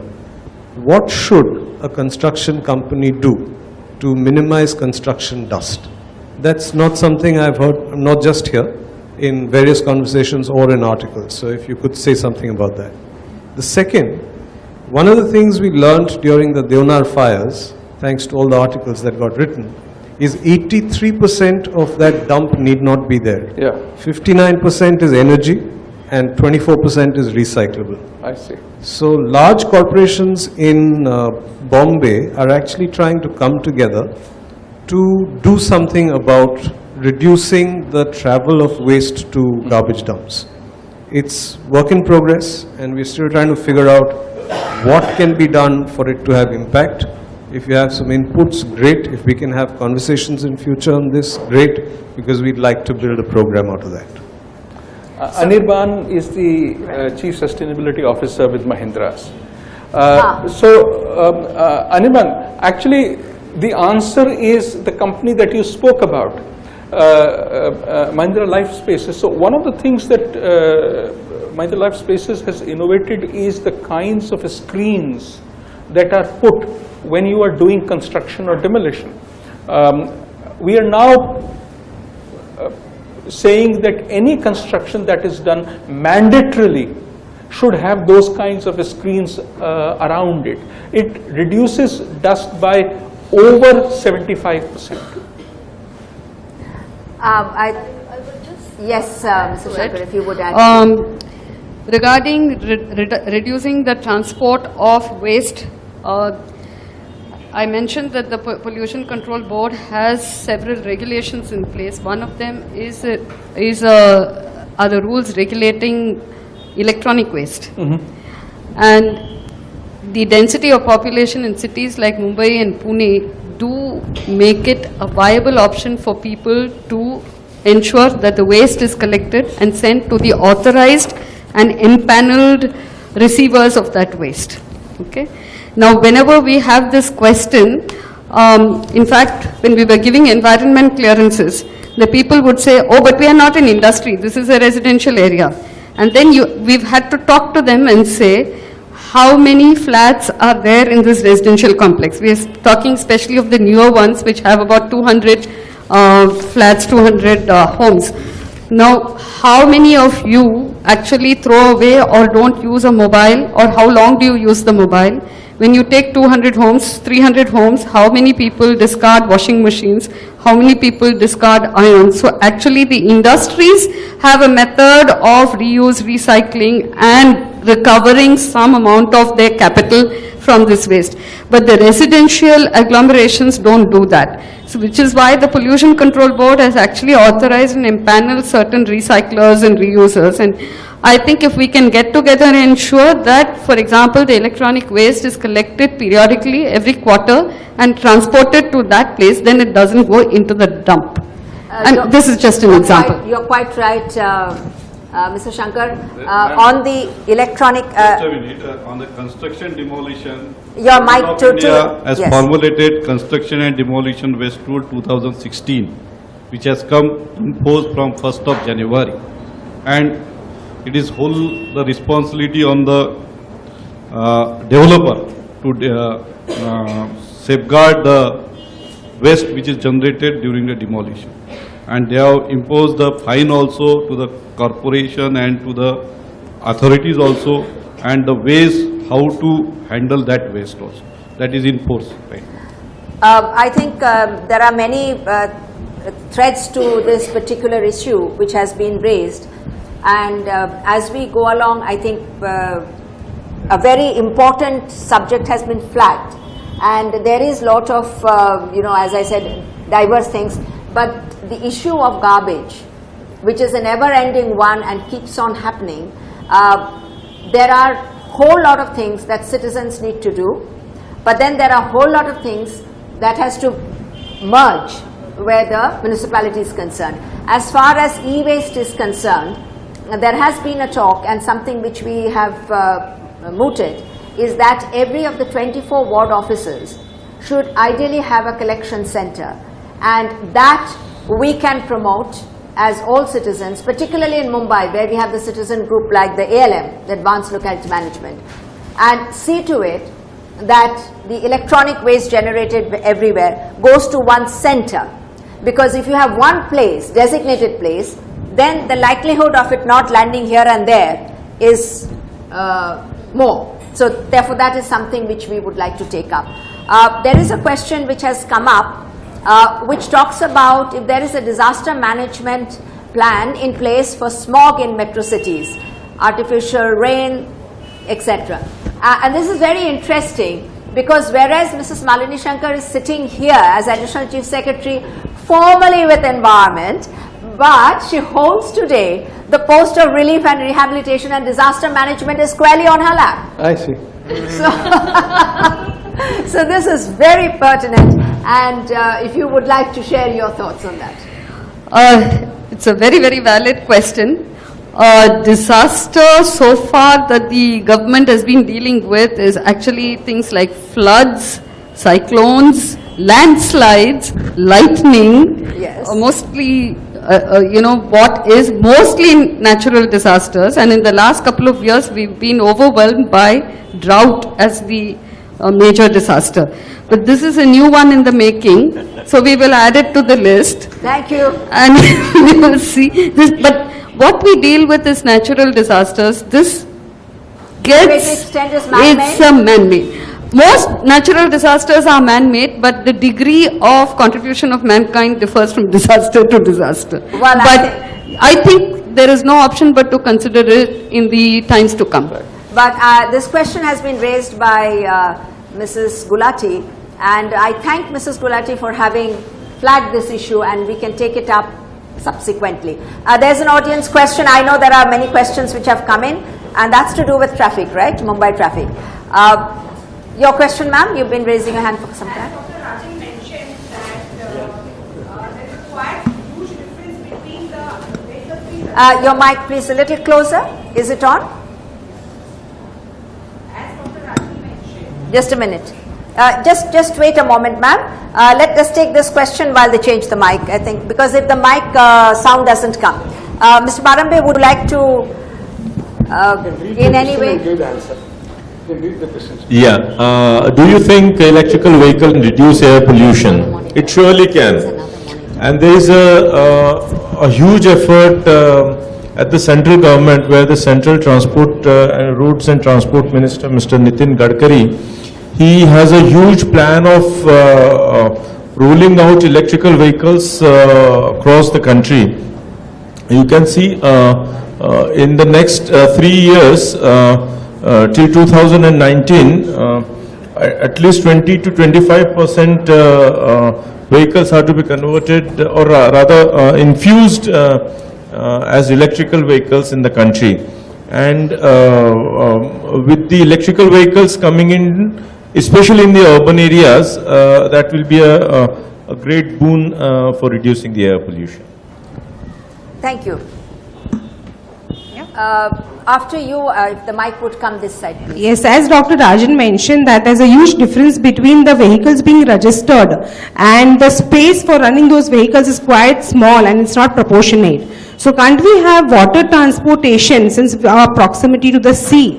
Mumbai being very close to the sea, can't we have water transportation as an immediate solution apart from waiting for the metro line?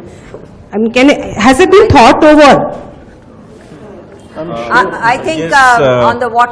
Yes, yes, Mr. Bharambe. not only catamarans, but as the Chief Secretary mentioned, also the ro-ro boats are coming in where you can drive your vehicle into the boat and it will be transported to another destination. I think there are many questions which will come in. Mr. Hazra, if you would like to take the last question. A mic, please, here.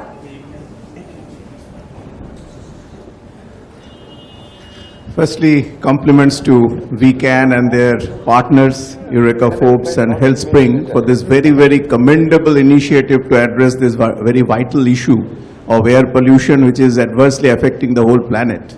As we all say that our mother planet Earth doesn't belong to one generation and posterity will not pardon us unless we take measures to stop, if not stop, at least to reduce degeneration of environment which is going to lead to real sufferings for generations to follow, not us. My comment and question basically to Madam Shankar, of course it has been partly already just now raised, is that we all know that in terms of carbon footprint, I have been a lifetime practitioner of the marine industry. So in terms of carbon footprint, our industry, marine industry, contributes only 2.4% of the world carbon footprint, though we carry more than 90% of the international transport. And even in terms of air pollution, greenhouse gas emission, we are far, far more environmental friendly than any other mode. In terms of carbon footprint, we are about 50 times more efficient than aviation, about 6 times more efficient than road, and about doubly more efficient than rail. And in terms of greenhouse gas emission, it's not exactly that proportion, but still we are far more efficient than any other mode. But unfortunately, since independence, literally hundreds of thousands of crores have been invested for building up the road and rail infrastructure, but very, very little has been done for coastal transport, for coastal shipping and IWT. Now, Mr. Gadkari and even the other, particularly maritime states, are taking a lot of efforts. But my question was that, for making ro-ro passenger, it's both freight and passenger, transportation, there has to be an intermodal shift. if we at all want to fulfill our responsibility to the Paris resolution and everything else, that is one of the most vital thing to do. So my question was for the state government, whether any specific both fiscal and commercial regulatory regime is being tweaked to give some special incentive to bring in marine transportation, because what happens is nobody talks about the social cost associated with the other modes of transport. We just go on per ton mile basis. I think you made your point, and this will be best answered subsequently because it's a question of policy. So I think, if you will not mind, Mr. Azra, because we will keep this in mind, and I must share with the audience that he was formerly the chairman of the Shipping Corporation. So we know that the interest and the points that have been raised, so we'll take this on subsequently. Or is there anything you wish to add to it? Because I think I have a pleasant task of Dr. Mathur to do. We are quite short of time now. Very short answer is that, as he mentioned, we are making a beginning. Mr. Gadkari is definitely very enthusiastic about not only coastal shipping but also inland water shipping. We even saw the flagging off of a luxury liner, and 2,500 tourists actually booked on the luxury liner, which left Mumbai about 5 or 10 days ago. Yes. So we definitely are on that path, but while doing that, let me also flag an issue of the enhanced responsibility of the operators to ensure that this does not cause further pollution. While reducing the air pollution, it should not lead to water pollution. Quite right. So a balanced approach is what we have to look for. I have now the pleasant task of announcing a very interesting thing that we did when we were launching, that pre-launch. We started, Eureka, Forbes and VCAN started a contest on the same issue of being healthy lungs and breathe life.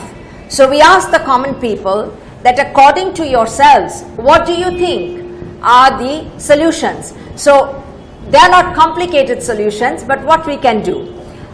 We reached out to about 3 lakhs people.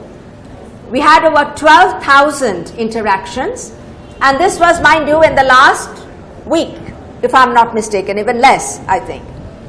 And we received suggestions from 150 people. So those suggestions will come in the booklet that we are preparing, which we shall hand over. And we had discussed this amongst some of the panelists, but we have not been able to share this with Dr. Mathur in detail. However, we shortlisted 5 winners. And may I ask if the winners are here in the audience, or shall we be sending the prizes to them? Yes, I'll have to send the prize. So the prize, by the way, is a quick solution, and which will start these winners to take the message forward for subsequent behavioral change. The prize being the AeroGuard. So purify your homes. We have Jyoti Julka Sharma, Sonal Panu, Nivedita JS, Mahua Banerjee, Sujata Das. This also tells me, before we clap, that all the 5 winners are women. Mr. Shankar, I think that's a good one. Fixing. Yes. I must say, I really had nothing, I'm not a panelist, so I had nothing to do with it. However, it goes back to the point, as a woman, women are always the best agents for change. That's something VCAN believes in. So here we are. Now I have the pleasant task of requesting Dr. Mathur, if you would just round up, if you were to say in a sentence or two, to take away from here to carry this campaign forward, and then we can conclude. Sure. I essentially have 2 short points. The first point is that our own actions matter.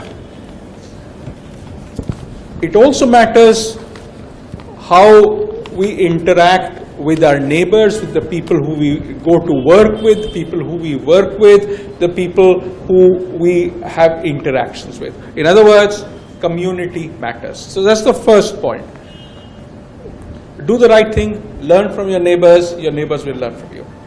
Second, there are a large number of business models that are waiting to be put in place, so that the point that you made, environment and development go together. Whether it is looking at the landfills of Deonar or handling plastic waste, all of these things, we need to be more proactive about it. In other words, we need to enable those. A third one, which I don't want to say, but I think there's been a lot of discussion, so I do want to mention it. Public investment matters. If you go into marine transport, it makes a difference. If you go into metro, it makes a difference. So I want to focus particularly on the fact that community matters. What each one of us does will make a difference. Thanks very much. May I request Mr. Ranganathan to give a vote of thanks?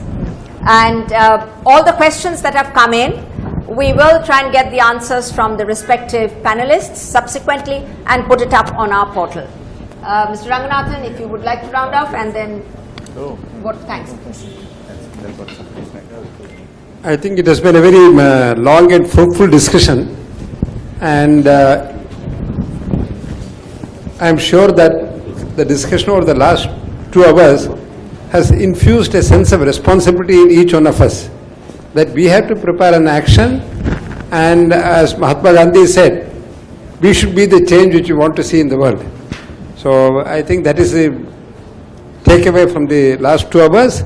We will follow it up with that, prepare some kind of a plan for action, taking the public agencies and spirited citizens who have responded on board. Then second issue is, there are a large number of questions which have been asked online, which we have not been able to take on board owing to paucity of time. So we would forward these questions to the agencies concerned, whether it is a pollution control board or the government of Maharashtra or transport, road traffic, Department of Traffic Police, and request them to respond to them during the coming fortnight or so. With these words, I would like to express our deep gratitude and thanks to Mr. Swadheen Kshatriya, the Chief Secretary, who in spite of being in the middle of the crisis, spent an hour and a half with us and shared some his valuable insight. Then I would also like to express our thanks and gratitude to Dr. Ajay Mathur, who has come all the way from Delhi and participated and guided our discussions, and to our panelists, Mr. Milind Bharambe, Mr. Shroff. Then we are grateful to the Dr. Mathur, and then the various Sujeet, Rajan, and Mr. Kaushik Sen, and last but not the least to Mrs. Malini Shankar, because we found that both today in Maharashtra there is no chairman of the Pollution Control Board. Principal Secretary is officiating as chairman, and he was not available. Member Secretary was not available. So the Chief Secretary had suggested Mrs. Malini Shankar, who has been associated for long with this, should come, and I think like to express our gratitude to her for the valuable contribution she has made and helped us to carry forward, and to all of you for your participation in this program. Thank you. Most important of all, our founding partner, Eureka Forbes Limited, who is our joint initiator of this campaign, Healthspring, which is our medical partner, to take forward the checking up of all the policemen. Oh yes, and that's a commitment made. Our venue partner, where we all are, and many of us are members, is the Royal Bombay Yacht Club. Our knowledge partner for this whole initiative, we look to TERI for guidance. And our support partner, the Bharat Petroleum Corporation Limited, which does human work in the rural sector. All our technical support partners, and many of them are all part of the icons put here. our interns who are working with us, young students who will take forward the activities post the launch, our friends in the media, and all of you who have not only stayed back but have actively participated. Thank you from We Citizen Action Network, Eureka, Forbes, Healthspring, and all of us for starting this campaign and taking this forward. We have a right to be able to breathe life in our city of Mumbai. Thank you all. And now may I request our trustees to come forward. And Mr. Ranganathan, if you would, on behalf of the We Citizen Action Network and Eureka Forbes, to present the memento to Dr. Mathur. Ashok, please come here. Thank you very much. May I request Mr. Rajan to present a memento on behalf of VCAN and Eureka Forbes to Mrs. Malini Shankar, our Additional Chief Secretary.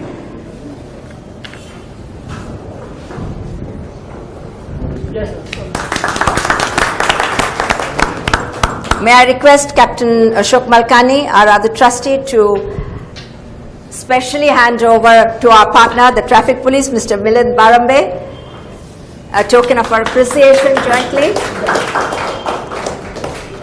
Thank you very much. To Mr. Jaikar, may I request to present to Dr. Sujeet Rajan.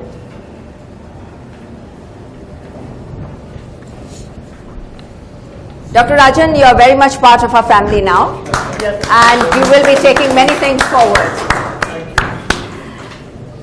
A great pleasure to be able to give to Mr. Marzin Shroff, our partner in many an endeavor. Thank you. And this I would like to present.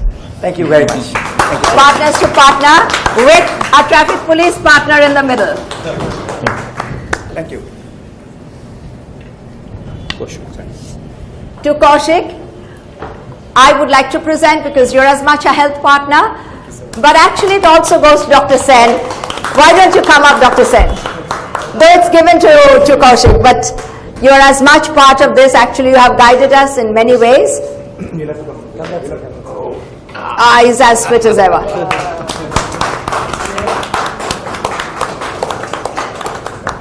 Thank you. Be careful. I thank the Pollution Control Board to be here with us, and we have a long way to go. Thank you. Can everyone come together so we can have a group photo quickly?